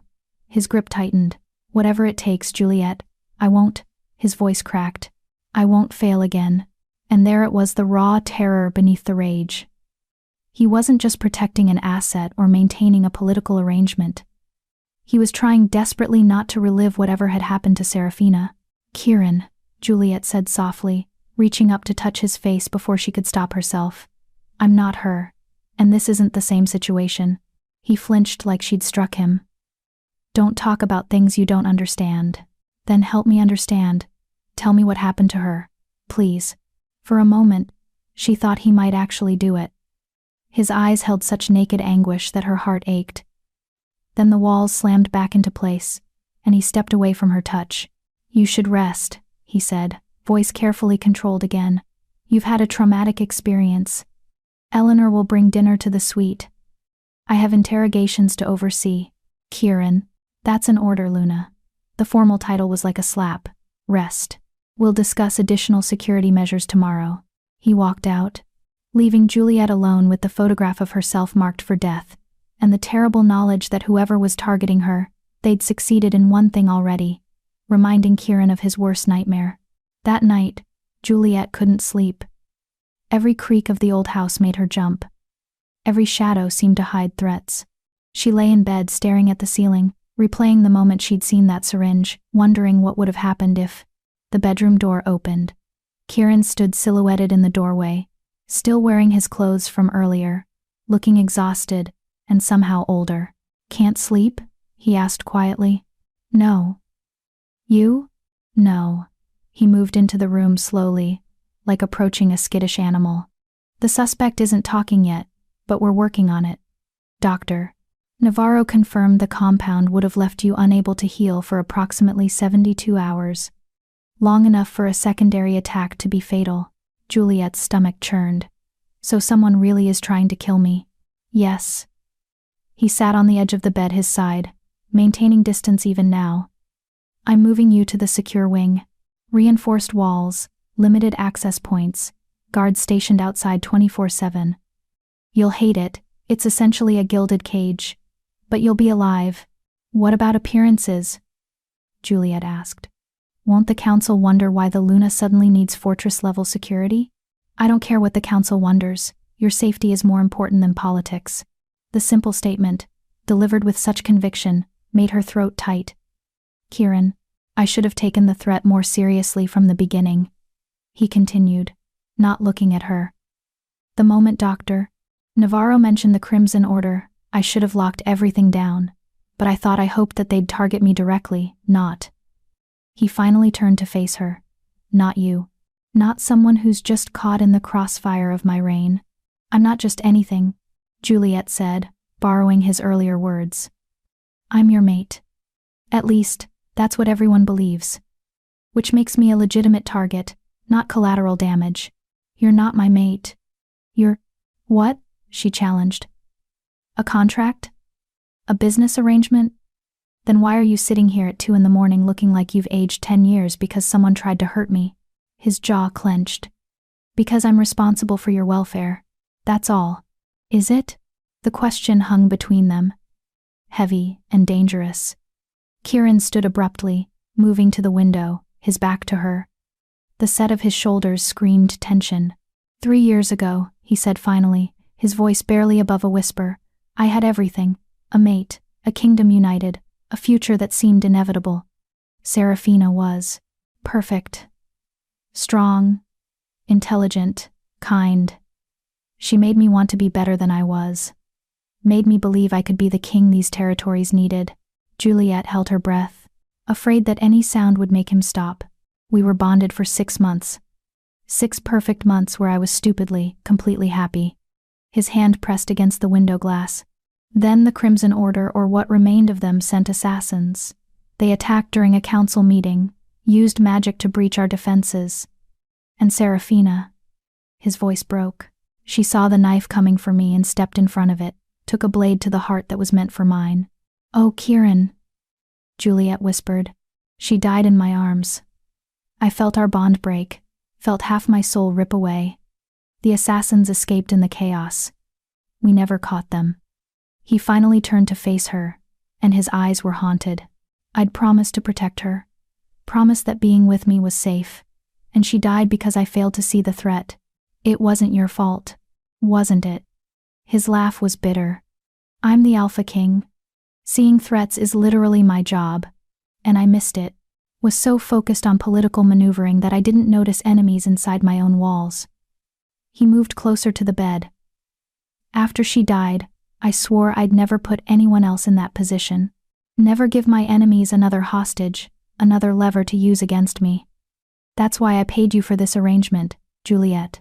Because if you're not really mine, if there's no actual bond, then losing you wouldn't destroy me the way losing her did. The logic was heartbreaking and completely flawed. Because contract or not, bond or not, Kieran clearly cared. The terror in his eyes when he'd seen her safe today, the rage when he'd viewed her photograph, the exhaustion from hours spent interrogating suspects, those weren't the actions of someone who didn't care. Except you do care, Juliet said softly. Maybe not the way you cared about Serafina. Maybe not as deeply or completely. But you care enough to lose sleep. Enough to assign an army to guard me. Enough to sit here at 2 a.m. explaining things you swore you'd never talk about. That's different. That's responsibility, not what? Not love? She sat up, pulling the blankets around herself.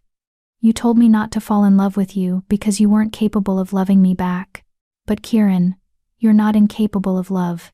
You're terrified of it. There's a difference. His expression hardened.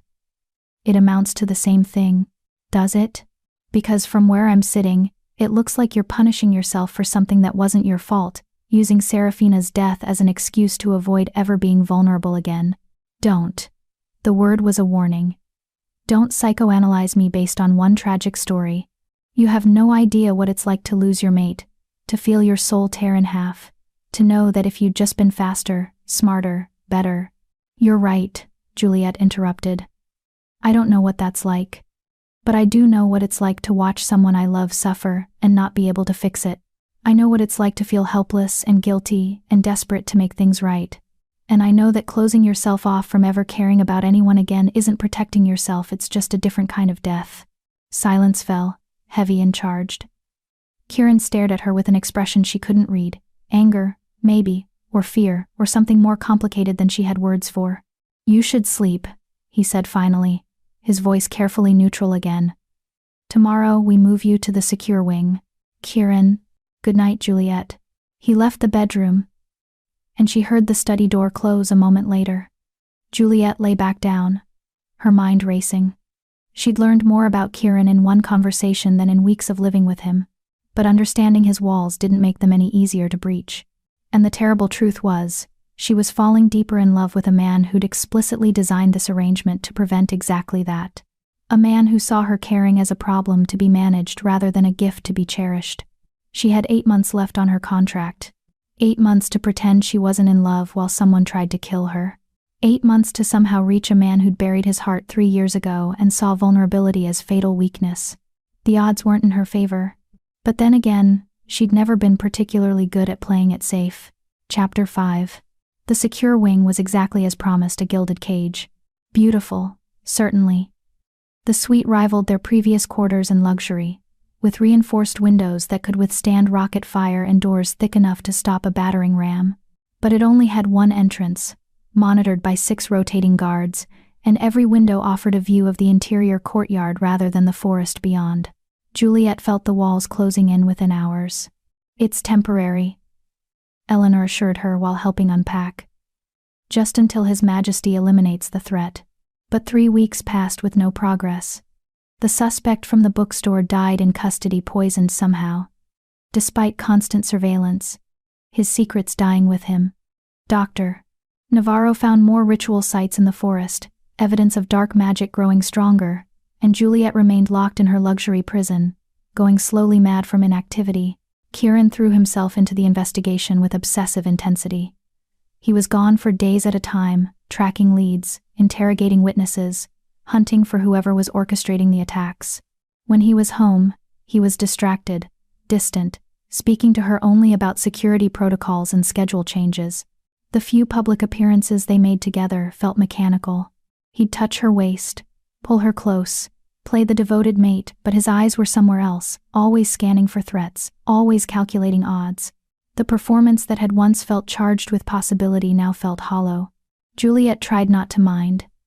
Tried to focus on Finn, who'd arrived in Germany and started treatment with cautiously optimistic results. Tried to study Luna responsibilities and pack politics. Tried not to think about how Kieran had shared his deepest trauma and then retreated so far behind his walls that she couldn't reach him at all. On the 22nd day of her confinement, Vivian Ashford requested a private lunch. Absolutely not, Derek said when Juliet mentioned it. We're not allowing unvetted visitors into the secure wing. She's a council member, Juliet argued. You've vetted her 100 times. She's also ambitious, politically connected to several suspects, and has personal history with His Majesty that makes her motives questionable. Which is exactly why I should meet with her. Learn what she wants, maybe get information that could help the investigation. Derek looked pained. The king will have my head if anything happens to you. Then make sure nothing happens. Search her before entry. Stay in the room. Monitor everything. But Derek. Juliet softened her voice. I'm going insane in here. Please, let me do something useful. He wavered, then sighed. I'll ask His Majesty. Kieran's response came via text an hour later. Fine. But Derek stays present. And if Vivian makes one move that seems threatening, the meeting ends immediately. So 2 days later, Juliet sat across from Vivian Ashford in the secure wing's dining room, with Derek positioned by the door and 2 guards outside. Vivian had submitted to a thorough search with amusement, arriving in an elegant pantsuit that probably cost more than Juliet's entire wardrobe. Thank you for seeing me, Luna, Vivian said, her amber eyes sharp and assessing. I know security has been challenging lately. It's necessary, Juliet replied carefully, given the threats. Yes, the Crimson Order. Vivian sipped her wine. Nasty business. I remember when they tried to rise before, back when Kieran's father ruled. King Aldrich crushed them without mercy, burned their compounds, executed their leaders publicly. Some say he was too brutal, that his methods created the rebels who eventually turned against him. The shift to Kieran's father was deliberate. Juliet could feel the test in it. How much did she know about Blackthorn history? How much had Kieran shared? History is complicated, Juliet said neutrally. Past actions create present consequences in ways we can't always predict. Vivian's lips curved in a smile. Diplomatic. Madame Rousseau has trained you well. She set down her glass. I'll be direct, Luna. The council is concerned. 3 weeks of lockdown, a Luna who never appears publicly, a king consumed with hunting shadows, it creates uncertainty, and in uncertain times, factions grow bold. What factions? The usual suspects. Thaddeus Grayson still wants Kieran's throne. Several Southern alphas think I should be Luna instead of you, no offense, they're idiots. And there are whispers that the Crimson Order has infiltrated the council itself, that someone is feeding them intelligence. Vivian leaned forward. I'm telling you this because despite what you might think, I don't want to see Kieran fall. He's a good king. The territories are more stable under his rule than they've been in generations. But? Juliet prompted, hearing the unspoken caveat. But he's distracted.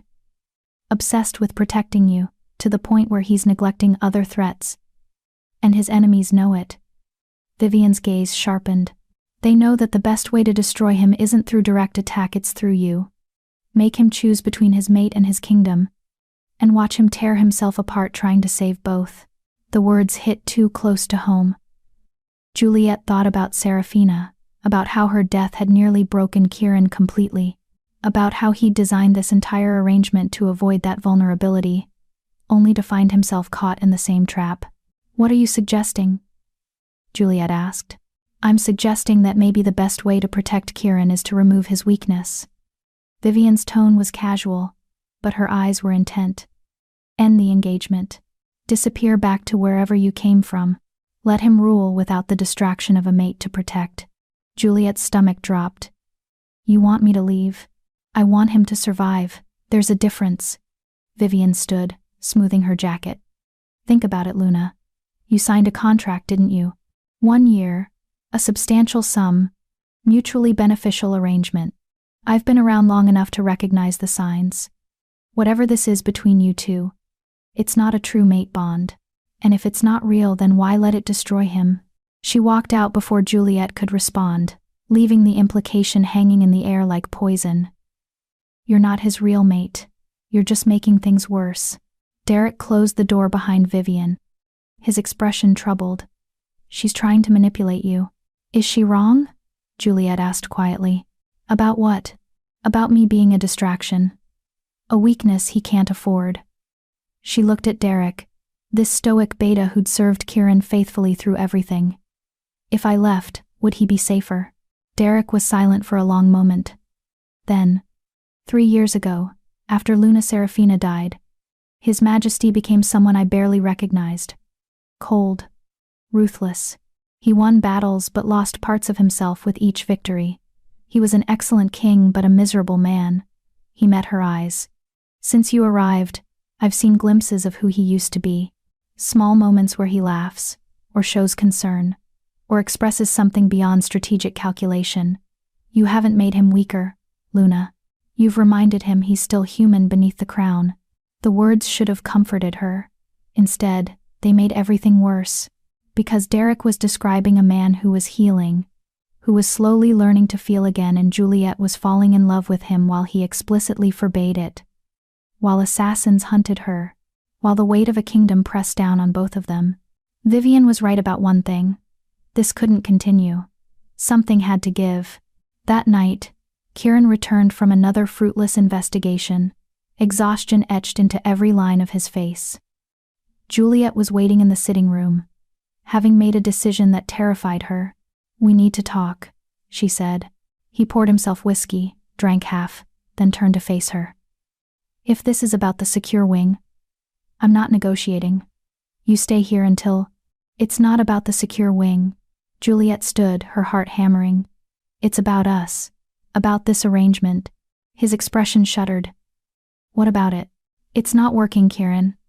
Someone is trying to kill me because of you. You're tearing yourself apart trying to protect me. And the council is using our relationship as a weapon against your rule." Vivian was right. "I'm a weakness you can't afford." "Vivian came here?" His voice went dangerous. "What did she say to you?" "The truth. That this fake engagement is destroying you. That your enemies know the best way to hurt you is through me." Juliet forced the words out even though they felt like swallowing glass. "Maybe we should end it. Break the contract, stage a public separation, let you rule without this liability." Silence. Kieran stared at her with an expression she couldn't read, his knuckles white around the glass. "You want to leave," he said finally. "I want you to survive. There's a difference." He laughed, but there was no humor in it. "Clever. Throwing my own words back at me." He drained his whiskey, set down the glass with controlled precision. "Fine. If that's what you want, we'll arrange it. Give me a week to craft the narrative: public disagreement, fundamental differences, mutual decision. You'll keep the money as specified in the contract. I'll ensure you and your brother have security for the next 5 years. Clean break." Juliet's chest felt like it was caving in. This was the right decision, the logical decision. So why did it feel like dying? "Kieran, was there anything else?" His voice was arctic. "Because I have work to finish." This was it. Her chance to tell him the truth, to admit she'd broken the cardinal rule and fallen in love with him, to fight for something real instead of accepting this calculated separation. But one look at his face, at the ice-blue eyes that held nothing but cold assessment, at the rigid posture that screamed rejection, at the walls so high she'd need a ladder to reach him, killed the words in her throat. He didn't want her truth. He'd paid her specifically not to develop feelings, and she'd failed. Telling him now would just make everything worse. "No," Juliet whispered. "Nothing else." "Good." He moved toward his study, then paused at the door. "For what it's worth, you played the part well. Better than I expected. Anyone who saw us together believed it was real." It was real, she wanted to scream. "At least for me." Instead, she said, "Thank you, Your Majesty." The formal title made him flinch, just slightly. Then he was gone, the study door closing with awful finality. Juliet stood alone in the sitting room, and let herself acknowledge the truth. She'd just made the biggest mistake of her life. Not because ending the arrangement was wrong, it probably was the smart, strategic choice. But because she was giving up without fighting, accepting his walls as insurmountable instead of trying to break through them. She'd fallen in love with Kieran Blackthorne knowing it was forbidden, knowing he'd explicitly warned her against it. And now she was walking away because staying was too hard, too painful, too much like watching him destroy himself while being unable to help. "Coward," her wolf snarled. "We don't run from our mate. He's not our mate, Juliet reminded her. He's our employer. And this arrangement was always temporary. But that night, alone in the massive bed that still carried Kieran's scent, Juliet cried for what could never be, for the man she loved who couldn't love her back, for the future she'd imagined despite knowing better, for the loss of something that had never actually been hers to lose. The next 7 days passed in agonizing slow motion. Kieran was gone more than he was present. And when they were in the same room, he spoke to her with painful formality. The warmth that had occasionally crept into their interactions, the concern after the assassination attempt, the vulnerability when he'd shared about Serafina had vanished completely. They were back to strangers. Or worse, professional colleagues fulfilling contractual obligations. On the 6th day, Eleanor brought Juliet a dress for the final public appearance. His Majesty wants you to wear this to tomorrow's harvest gala. It's the last major event before the announcement. The dress was stunning deep emerald silk that would complement Juliet's skin perfectly. Clearly chosen with care, probably by Kieran himself, which made it hurt worse. Even when ending their arrangement, he was paying attention to details. Eleanor, Juliet asked quietly, do you think I'm making a mistake? Leaving? The older woman's expression softened. I think you're doing what you believe is right. But I also think you're both too stubborn and too broken to see what's plainly obvious to everyone else. What's that? That this stopped being an arrangement weeks ago. Maybe from the first night you treated his wounds after the border attack. Maybe earlier, when he kissed you at that council dinner, and looked surprised by how much he meant it. Eleanor touched Juliet's shoulder gently. But what do I know? I'm just the housekeeper. She left Juliet with the dress, and questions that had no good answers. The harvest gala was held in the estate's grand ballroom, transformed into an autumn wonderland with golden lights and harvest decorations. Every important wolf in the Western Territories attended, council members, pack alphas, influential families. This was where Kieran and Juliet would make their final appearance as an engaged couple before announcing their separation. Juliet wore the emerald dress and played her part perfectly. She smiled, made small talk, graciously accepted congratulations on her engagement even though it was about to end. And she tried desperately not to notice how devastatingly handsome Kieran looked in his formal attire, how his hand at her waist felt like coming home, how his scent made her wolf whimper with loss. Halfway through the evening, he led her onto the dance floor. The last dance, she realized, the final performance. You look beautiful, Kieran said as they moved together, the choreography familiar now after weeks of practice. Thank you. You look, her voice caught. You look like a king. Something flickered in his eyes.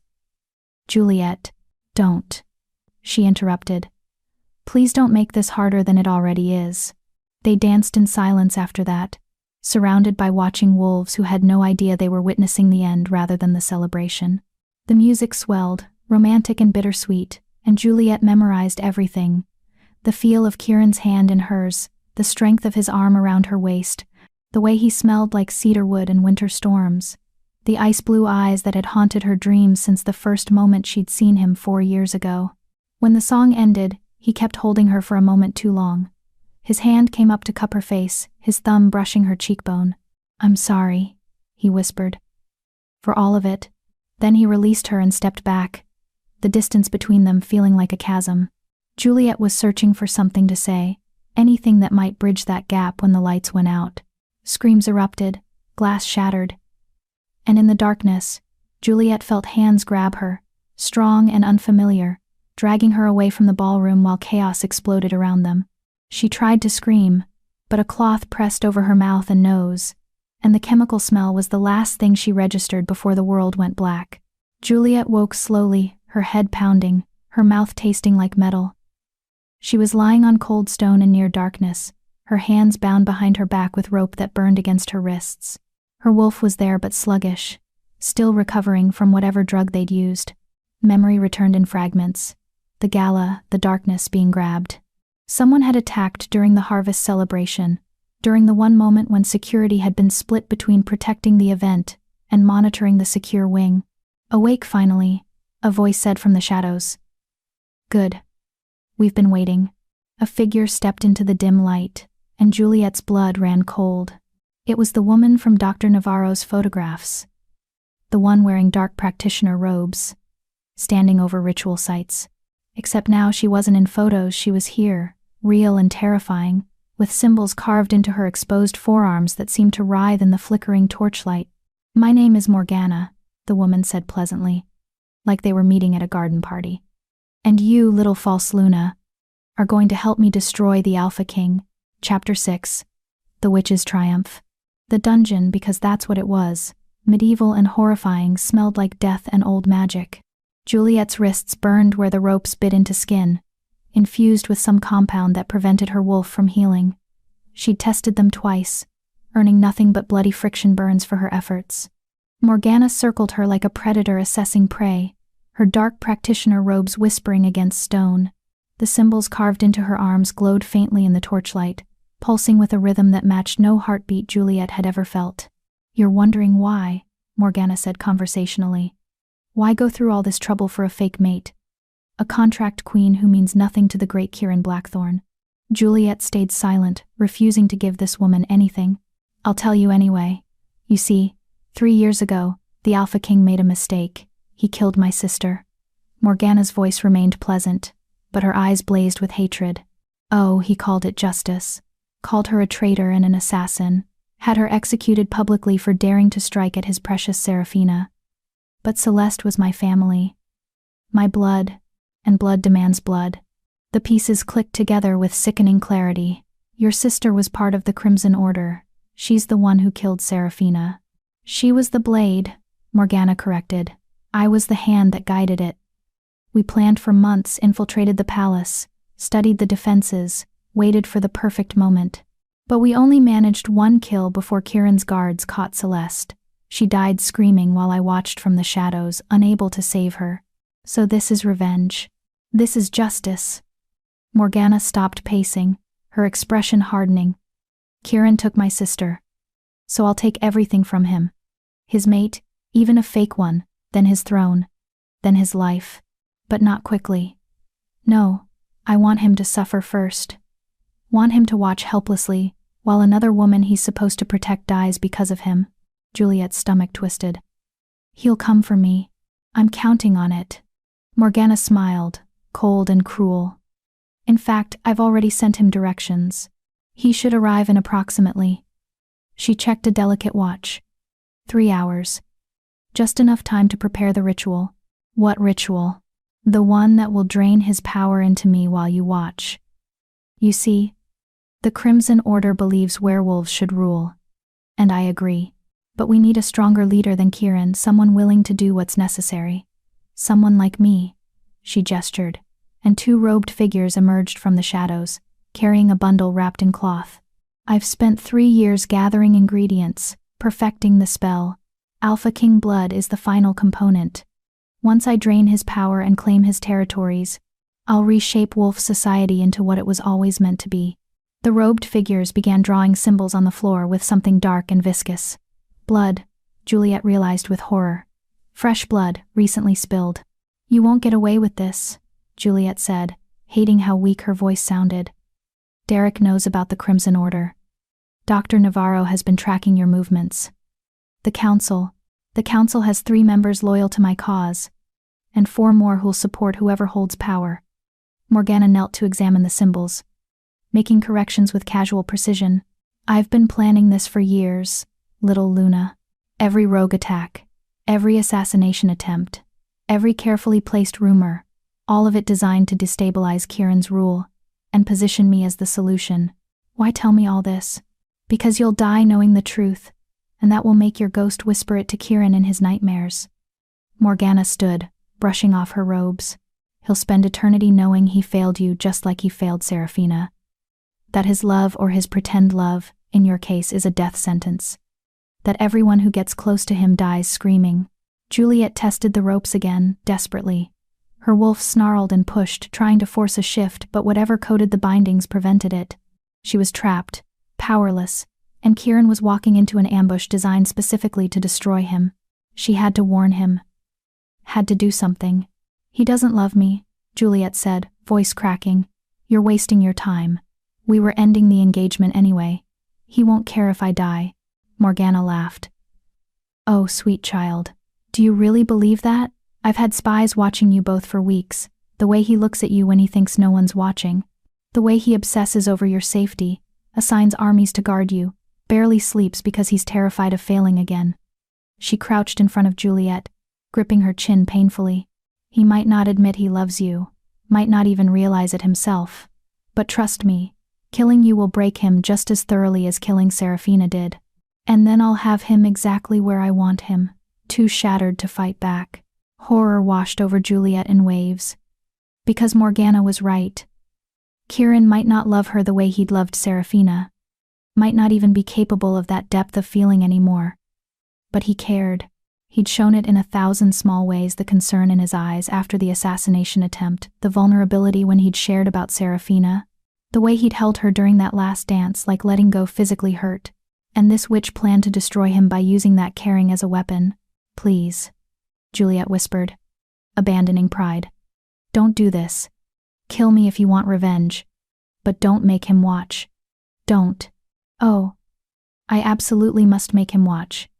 That's the entire point. Morgana released her chin and stood.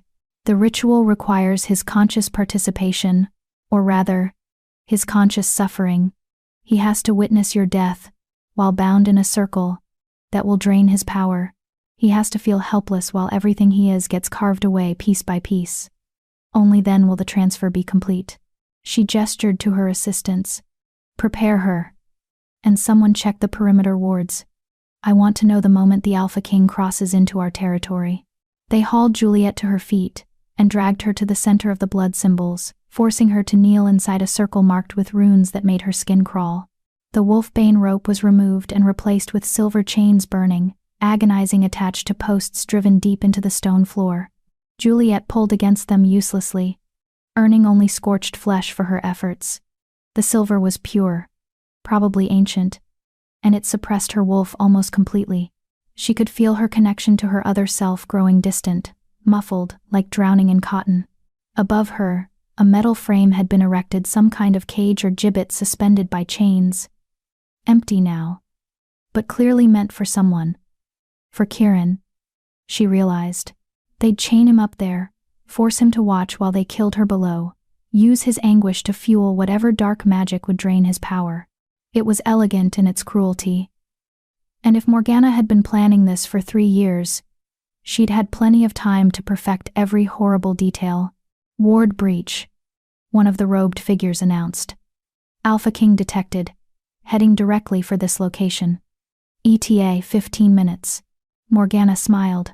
Right on schedule. Take positions. Remember, subdue, don't kill. I need him conscious and functional for the ritual. The chamber emptied except for Morgana and 2 guards. Juliet yanked at the chains again, desperate. 15 minutes until Kieran walked into a trap. 15 minutes to figure out how to warn him, to save him, to do something other than play the helpless victim. Her wolf stirred sluggishly, weak but not completely gone. If she could just shift, if she could break these chains. But the silver burned hotter.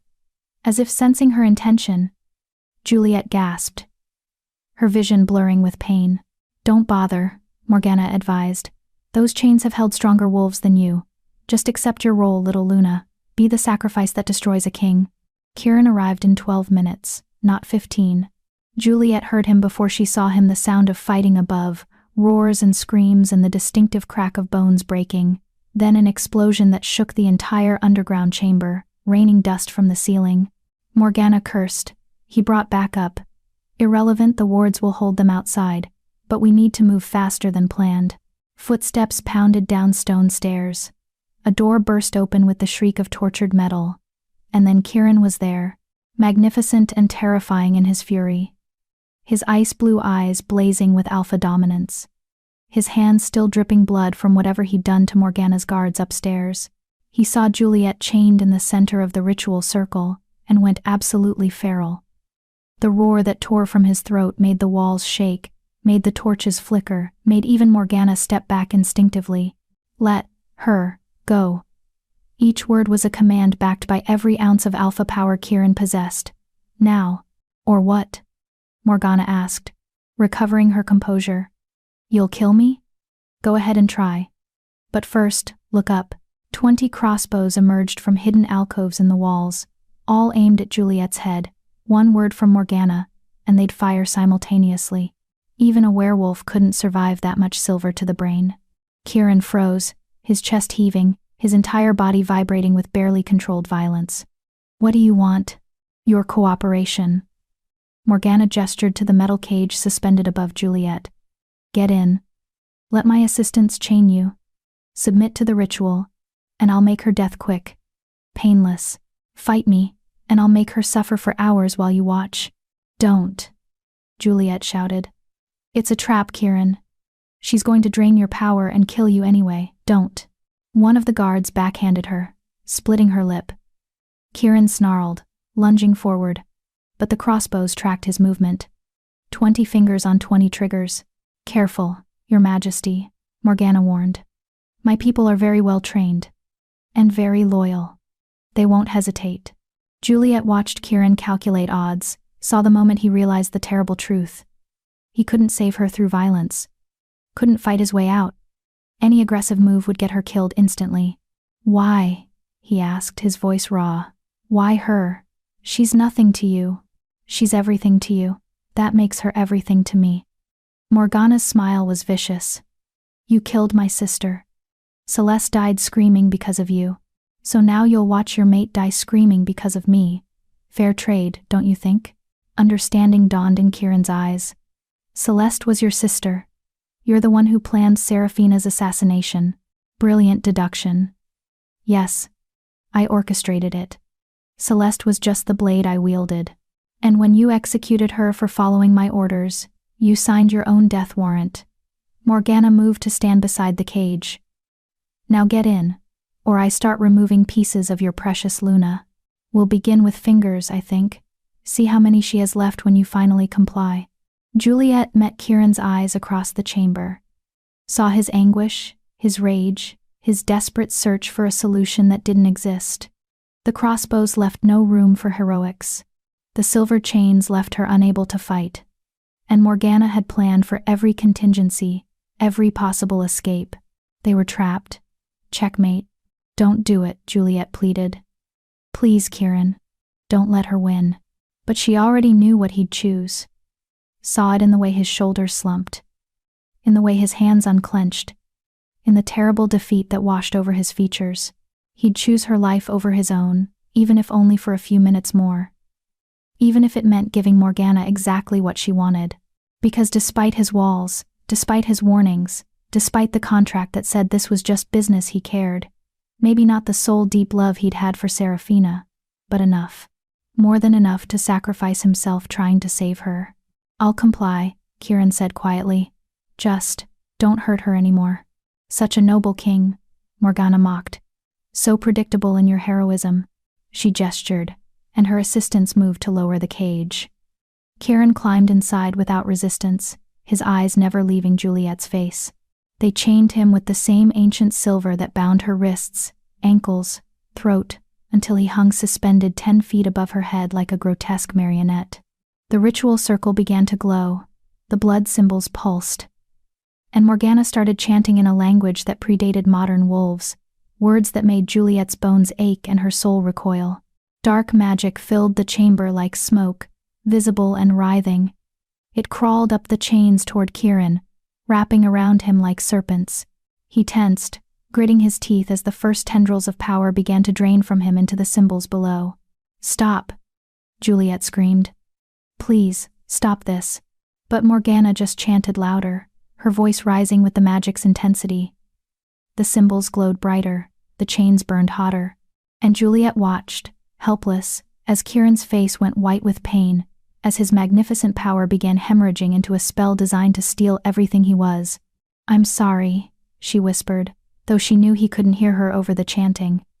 "I'm so sorry, Kieran. This is my fault. If I'd never—" His head lifted, his eyes silver now, glowing with wolf light, found hers. And despite the pain etched into every line of his face, despite the magic literally draining his life away, he mouthed 3 words. "Not your fault." Then his head dropped forward, and Juliet felt something crack inside her chest. Not the mate bond, they didn't have a real one. But something equally fundamental. The last barrier around her heart, the final wall she'd tried to maintain. She loved him, had loved him since the first moment, would love him until her last breath, and she was going to watch him die because she hadn't been strong enough, smart enough, fast enough to save him. Just like he'd watched Serafina die. The poetic cruelty of it made her want to scream.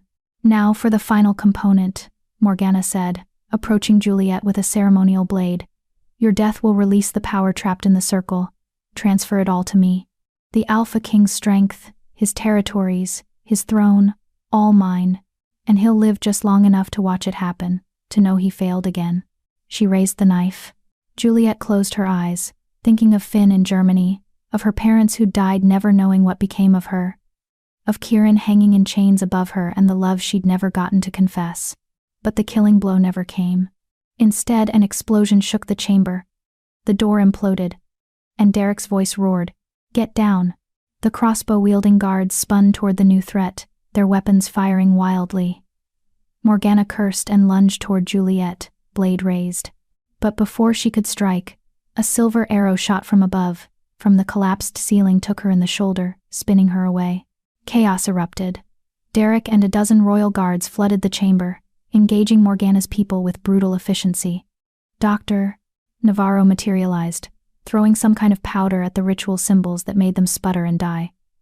And from the ceiling breach, Vivian Ashford dropped down in full combat gear, landing with predatory grace. "About time," Kieran rasped from his cage.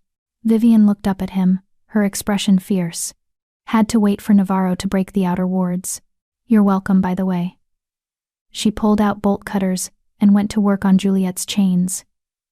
The false Luna better be worth all this trouble. The silver parted. Juliet collapsed forward, her wrists screaming, her wolf surging back with dizzy relief. Above her, Derek was cutting Kieran down, catching him as he fell. Across the chamber, Morgana fought like something possessed, dark magic exploding from her hands. She caught 2 guards with spells that dropped them screaming, threw another into a wall hard enough to crack stone. The ritual was interrupted but not broken, Dr. Navarro shouted. "She's absorbed some of his power already. We need to contain her." Vivian snarled and shifted mid-leap, her wolf form massive and amber-eyed. She hit Morgana like a freight train, bearing her to the ground. They rolled, snarling and snapping. Vivian's wolf against Morgana's magic. Derek helped Kieran to his feet, though he swayed dangerously. "Your Majesty, you need to leave.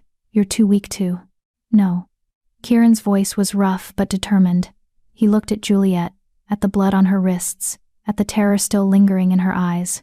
Something in his expression shifted from ice to fire, from control to raw fury. "No one threatens my mate and lives."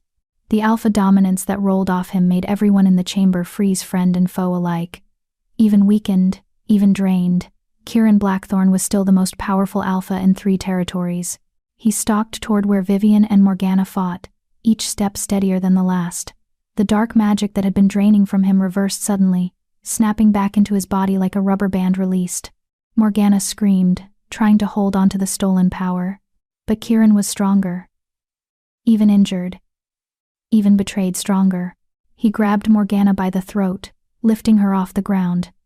Vivian shifted back to human form and stepped aside, recognizing the alpha's right to finish this. "You wanted revenge for your sister?" Kieran asked, his voice deadly soft. "Here it is, the same justice she received." "You can't kill me," Morgana choked out. "The council will demand a trial, witnesses, proper. The council answers to me. And you just committed an act of war against the crown." His grip tightened. "Any last words?" Morgana smiled through her pain, blood on her teeth. "She'll never truly be yours. That false mate will leave, and you'll be alone again. That's my curse, Alpha King. True solitude, forever." Kieran's eyes flicked to Juliet for just a moment, then back to Morgana. "Wrong. She's already mine. Has been from the beginning. I was just too broken to admit it." He snapped her neck with one efficient twist. The body dropped.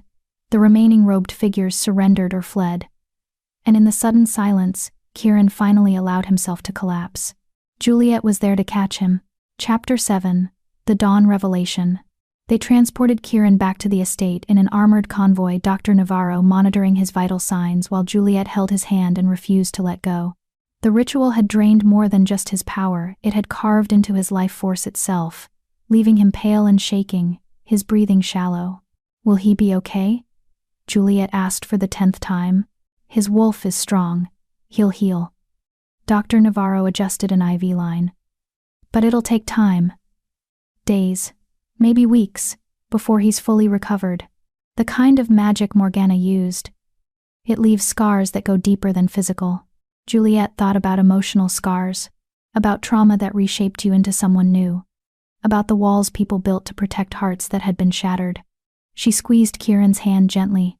His eyes fluttered open, silver-tinged and unfocused.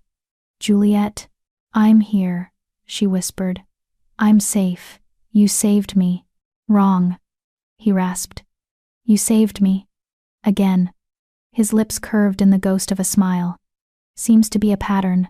"Rest," Dr. Navarro ordered. "You can flirt with your mate later, Your Majesty." Kieran's eyes drifted closed again, but his hand tightened around Juliet's. Holding on like letting go might make her disappear.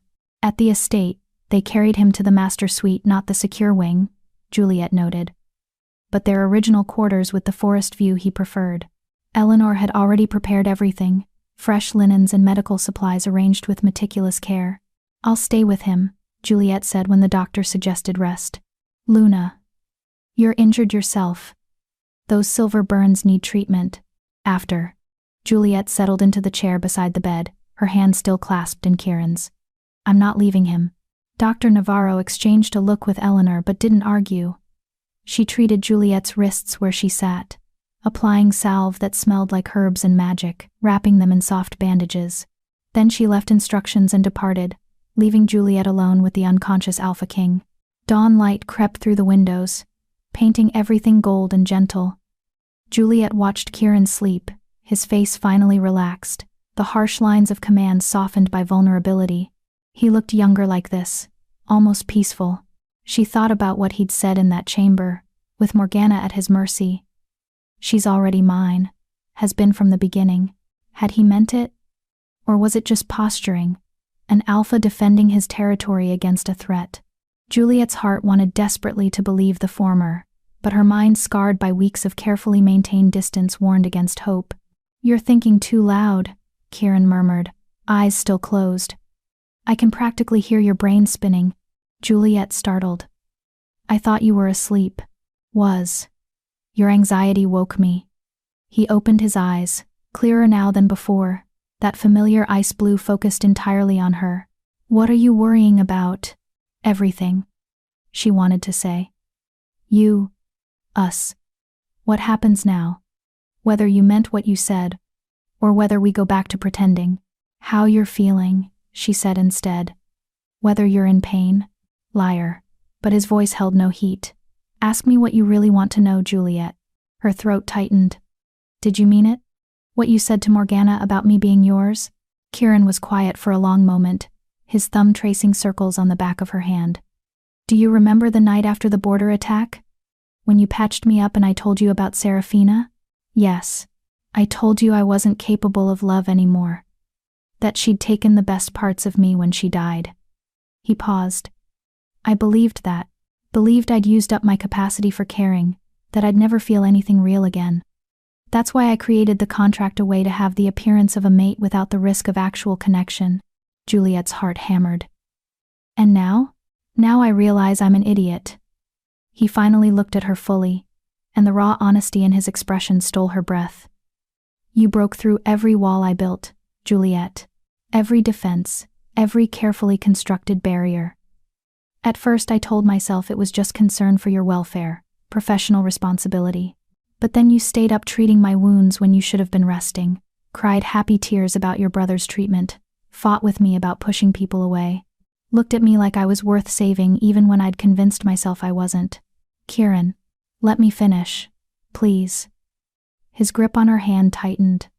"When Vivian suggested you leave, when you came to me and said maybe ending the arrangement was best, I should have been relieved. Should have seen it as the logical conclusion to a business transaction. Instead, I felt like you'd carved out my chest. And in that moment, I understood. I'd fallen in love with you somewhere between the first assassination attempt and the last dance, Maybe earlier.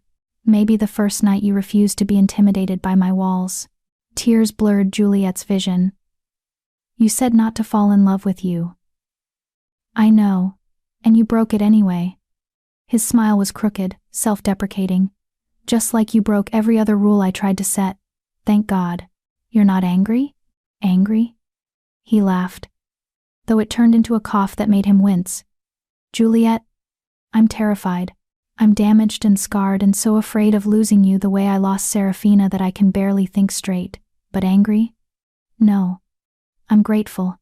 You saw past the Ice King act to whoever I actually am underneath, and you cared anyway. That's a gift I didn't think I'd ever receive again. Juliet's tears spilled over.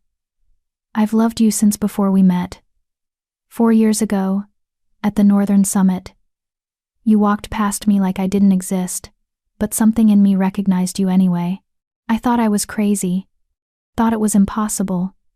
But when you offered me the contract, even knowing you'd forbidden real feelings, I couldn't say no. Because a year pretending to be yours was better than a lifetime never knowing you at all.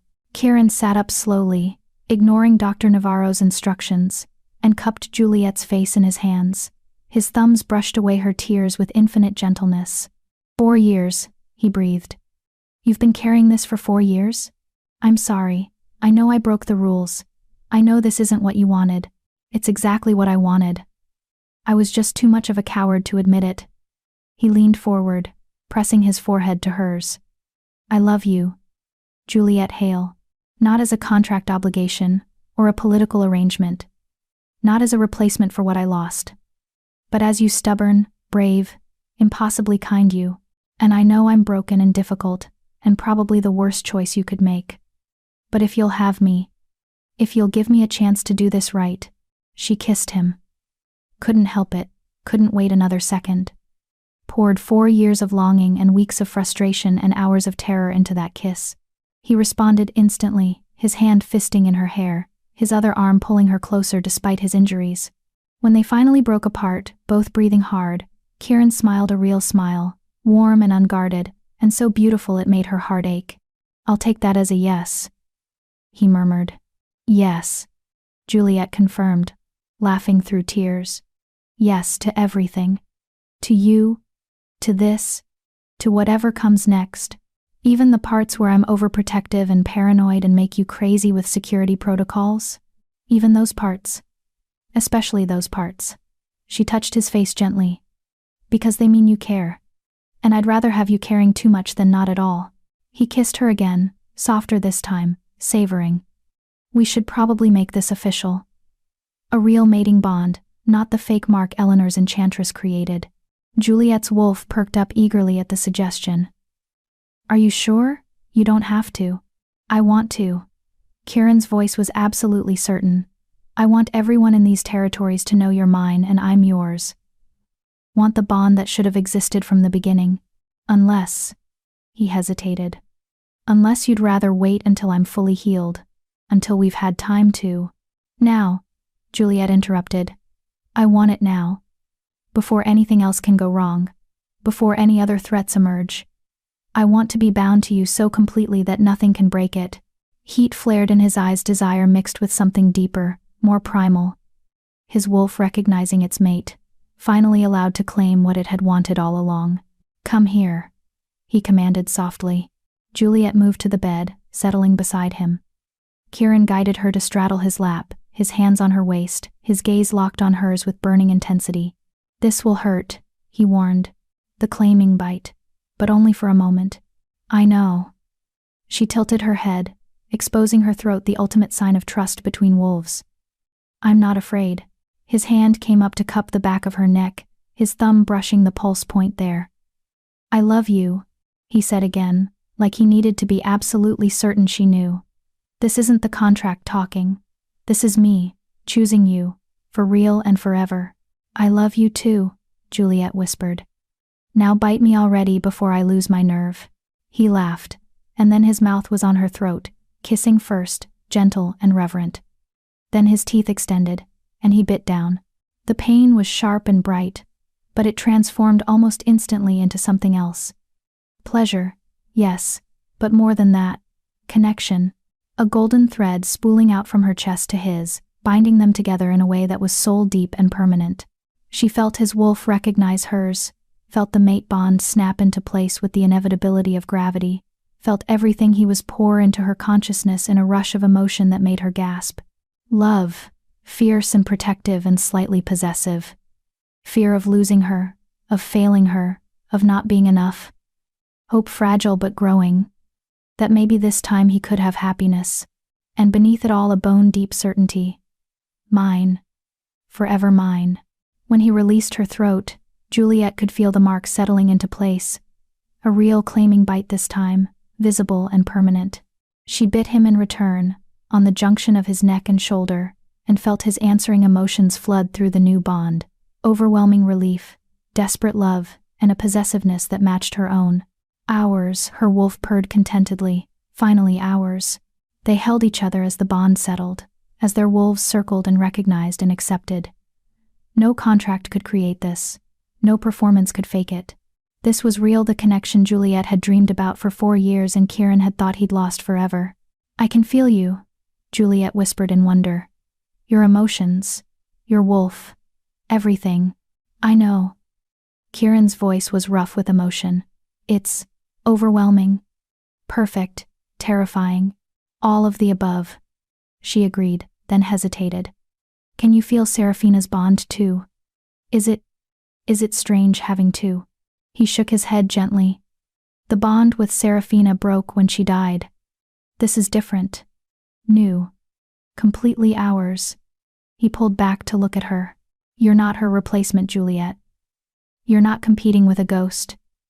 You're my second chance, and I promise to do better this time. To protect you without suffocating you. To love you without the fear destroying us. We'll figure it out together, Juliet said. Both of us, partners. Not king and subject, but equals. Equals, he agreed, and sealed it with a kiss that turned heated, desperate. His hands roamed her body with newfound freedom, now that the careful distance was shattered. Her fingers threaded through his hair, pulling him closer. They would have gone further, much further, but Dr. Navarro chose that moment to knock sharply on the door. Your Majesty, I'm coming in to check your vitals. Whether you like it or not, make yourself decent. Kieran groaned. Terrible timing, Lydia. Life-saving timing, the doctor corrected, sweeping in with professional briskness. She stopped short when she saw the fresh claiming marks on both their throats, then smiled. Well, I see you found an alternative healing method. The most effective one, Kieran said, not looking away from Juliet. Dr. Navarro ran her tests, proclaimed him healing faster than expected. Mate bonds will do that, and left with instructions to rest, eat, and try to keep the celebrations moderate for at least 24 hours. After she left, Juliet settled against Kieran's chest, his arms wrapped around her, the mate bond humming contentedly between them. What happens now? She asked quietly. With the contract, I mean. And the council. And everything. Now we tell the truth. Kieran's fingers traced idle patterns on her arm. The engagement was arranged, yes. But somewhere along the way, it became real. The council can accept it or challenge me. Either way, you're my mate and my Luna. That's not negotiable. Some of them won't like it. Vivian, Thaddeus. Vivian helped rescue us. I think we've earned her grudging respect, at least. He paused. And Thaddeus. Well, he's always going to be a problem. But that's why I have Derek in the Royal Guard. And now I have you, a Luna who's brave enough to stare down assassins and clever enough to see through political games. I don't know anything about being Luna, Juliet protested. Neither did Serafina when we bonded. Neither does anyone until they learn. He tilted her chin up. You've been learning for weeks, Juliet. Eleanor says you're a natural. Madame Rousseau thinks you have excellent diplomatic instincts. And I know you have the courage and heart this position requires. What about Finn? And the money? The money's yours as the contract stipulated. Use it for Finn's treatment, and once he's well enough, we'll bring him here if he wants. The estate has plenty of room. Kieran smiled. I'd like to meet the brother you've sacrificed so much for. Tears threatened again. You'd do that? Let him live here? Juliet, you're my mate. Your family is my family now. That's how this works. He kissed her forehead. Though I draw the line at letting him call me Your Majesty. I'd prefer to be on first-name terms with my future brother-in-law. The image of Kieran, the terrifying Alpha King, insisting that Finn use his first name was so absurd and wonderful that Juliet laughed. He's going to be insufferable about this. His sister married a king. You haven't married me yet, Kieran pointed out. I should probably propose properly, without contracts and conditions and explicit instructions not to fall in love. You should, Juliet agreed, grinning. I expect romance. Flowers, maybe. A heartfelt speech. Demanding. But his eyes were warm. I'll work on it. Give me a few days to recover from nearly dying, and I'll plan something appropriately royal and romantic. They fell silent, content to simply hold each other.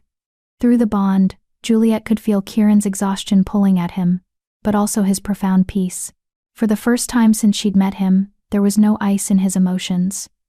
Just warmth and love, and the quiet joy of having found something he'd thought was lost forever. Sleep, she murmured. I'll be here when you wake up. Promise, promise. No more running away, no more ending the arrangement. You're stuck with me now. Best fate I could imagine, he whispered. And finally let sleep claim him. Juliet stayed awake a while longer, watching dawn fully break over the forest, feeling the mate bond pulse gently between them. 4 years ago, she'd seen an Alpha King walk past her without noticing she existed. Today, she was bonded to him, loved by him, claimed in every way that mattered.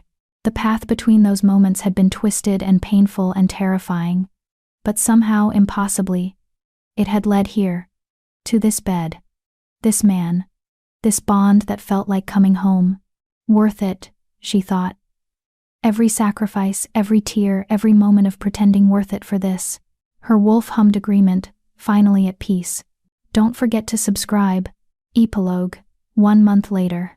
The throne room of the Blackthorn estate had been transformed for the occasion. White flowers, wolfsbane, and ironwood, growing together in impossible harmony, decorated every surface. Representatives from all the territories filled the space, dressed in formal attire, watching with varying degrees of approval as Juliet Hale prepared to become Luna Queen. She stood in an antechamber, studying herself in the mirror. The gown was stunning silver silk that caught the light like moonlight on water, with intricate embroidery along the bodice. The claiming mark on her throat was visible and proudly displayed, no longer hidden by enchantment or high collars. You look perfect, Eleanor said, making final adjustments. A true Luna. I'm terrified, Juliet admitted. All those wolves out there, judging whether I'm worthy. They already know you're worthy. You survived assassination attempts, endured dark magic, and helped bring down the Crimson Order. Any wolf who questions your strength is a fool. Some of them still will. Let them. Eleanor smiled. You have the king's heart, and the king's bite. That makes you Luna, regardless of anyone else's opinion. A knock sounded. Derek's voice. It's time, Luna. Juliet took a deep breath and stepped out. The antechamber opened directly into the throne room, and the assembled wolves rose as she appeared. The aisle stretched before her, lined with flowers and candles and watching eyes. At the end, on the dais where 2 thrones sat side by side, Kieran waited.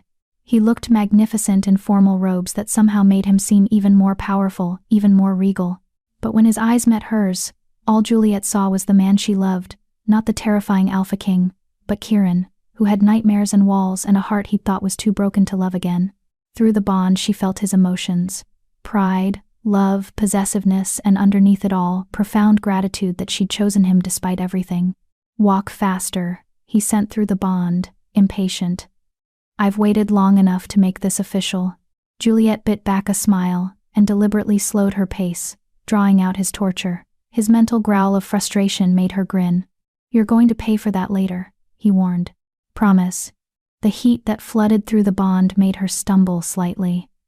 Derek, walking beside her as escort, steadied her elbow. Try to make it to the altar without combusting, Luna, he murmured. His Majesty's making eyes at you like he wants to skip the ceremony entirely. Not helping, Juliet muttered, but she was smiling. Finally, she reached the dais. Derek presented her formally to the assembled court. Luna Juliet Hale, mate to Alpha King Kieran Blackthorne. Tested by trial and proven worthy. The court repeated. Proven worthy. Kieran took her hand, pulling her up beside him. You're stunning, he murmured. Just for her. You're biased. Completely. He turned to face the court, keeping her hand clasped in his. Today, we formalize what my wolf has known since the moment we met. Juliet Hale is my mate, my Luna, my equal in all things. She will rule beside me, share my throne, and command the same respect and loyalty you show me. Any who question this will answer to me personally. The warning in his voice was clear. Around the room, wolves who might have objected wisely kept silent. The high priestess stepped forward to conduct the ceremony, an ancient ritual that predated modern pack politics. She bound their joined hands with silk, spoke words in the old language about bonds that transcended death and love that defied logic. Do you, Kieran Blackthorne, Alpha King of the Western Territories, accept Juliet Hale as your mate and Luna? I do, Kieran said clearly. In this life and all others. And do you, Juliet Hale, accept Kieran Blackthorne as your mate and king? Juliet thought about the contract she'd signed, about the conditions she'd broken, about the journey from fake arrangement to real love. I do, always. The high priestess unwound the silk. Then by the old laws and the new, I declare this bond witnessed and blessed. Rise, Luna Queen. The court erupted in howls, the traditional wolf acknowledgement of a new Luna. Even those who'd been skeptical joined in, unable to resist the primal pull of pack unity. Kieran pulled Juliet close and kissed her thoroughly, publicly claiming her in front of everyone who mattered. When they finally broke apart, he whispered against her lips, Mine. Yours, she agreed. Though I'm pretty sure that was not part of the traditional ceremony. I'm the king. I make my own traditions. He turned them to face the court. Tonight, we celebrate. Tomorrow, we rule. Together. The celebration lasted well into the night. Juliet danced with Kieran, with Derek, even with a surprisingly gracious Vivian who admitted grudgingly that you've proven yourself false, Luna. Welcome to the pack. Thaddeus Grayson attended but kept his distance, his expression sour. Whatever plots he might have been hatching had been disrupted by Juliet's obvious competence and Kieran's absolute devotion. For now at least he'd have to accept the new Luna Queen. Near midnight, Juliet found herself on the terrace, catching her breath. Kieran joined her moments later, 2 glasses of champagne in hand. Hiding from your own party, she teased. Hiding with you. He handed her a glass. There's a difference. They stood in comfortable silence, looking out at the forest beyond the estate. In the distance, wolves ran through the trees, guards on patrol, but also pack members simply enjoying the night. I got a message from Finn, Juliet said. His treatment is working. The doctors say if he keeps improving at this rate, he might be able to come home by spring. That's wonderful. Kieran pulled her against his side. And when he does, we'll make sure he has everything he needs. The best tutors, access to the royal libraries, whatever helps him thrive. You're going to spoil him. Absolutely. It's my privilege as the brother-in-law of a king. He paused. Did you tell him about us? About the arrangement becoming real? I told him I married my employer, and it's complicated. Juliet laughed. He's thrilled. Said he always knew I'd do something dramatic. Marrying a king does qualify as dramatic. Marrying you qualifies as dramatic. She turned in his arms. No regrets? About which part? Offering you the contract that started this whole mess? Falling in love with you despite explicitly forbidding it? Or claiming you so thoroughly that everyone in 3 territories knows you're mine? Any of it.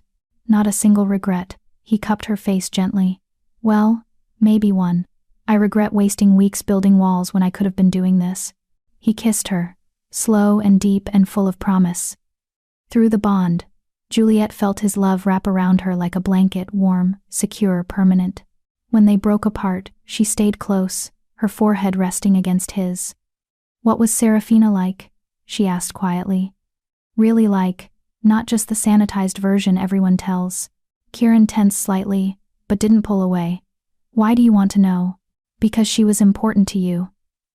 Because understanding who you were with her helps me understand who you are now. Juliet touched his chest, right over his heart. I'm not afraid of her memory, Kieran. She made you capable of loving me.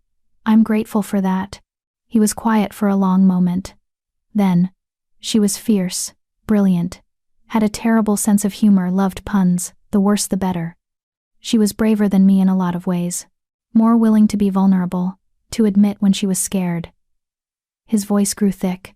I took that for granted, thought we had forever, and when she died I promised myself I'd never be that careless again. Never assumed tomorrow was guaranteed. And then I came along and made you risk it anyway. You made me want to risk it. That's the difference. He pulled back to look at her. Serafina taught me how to love. You taught me how to love again. Both are gifts I'll treasure forever. Juliet's eyes burned with tears. Thank you. For telling me. For letting her be part of our story instead of erasing her. She'll always be part of my story. But you're my future, Juliet. You're the queen who'll rule beside me, the mate who'll grow old with me, the woman who proved that broken things can heal if they're given enough time and love. We healed each other, Juliet corrected. You taught me that sacrifice can lead to happiness, that sometimes the scariest choices lead to the best destinations. Philosophical. Kieran smiled. The court is going to love their wise new Luna.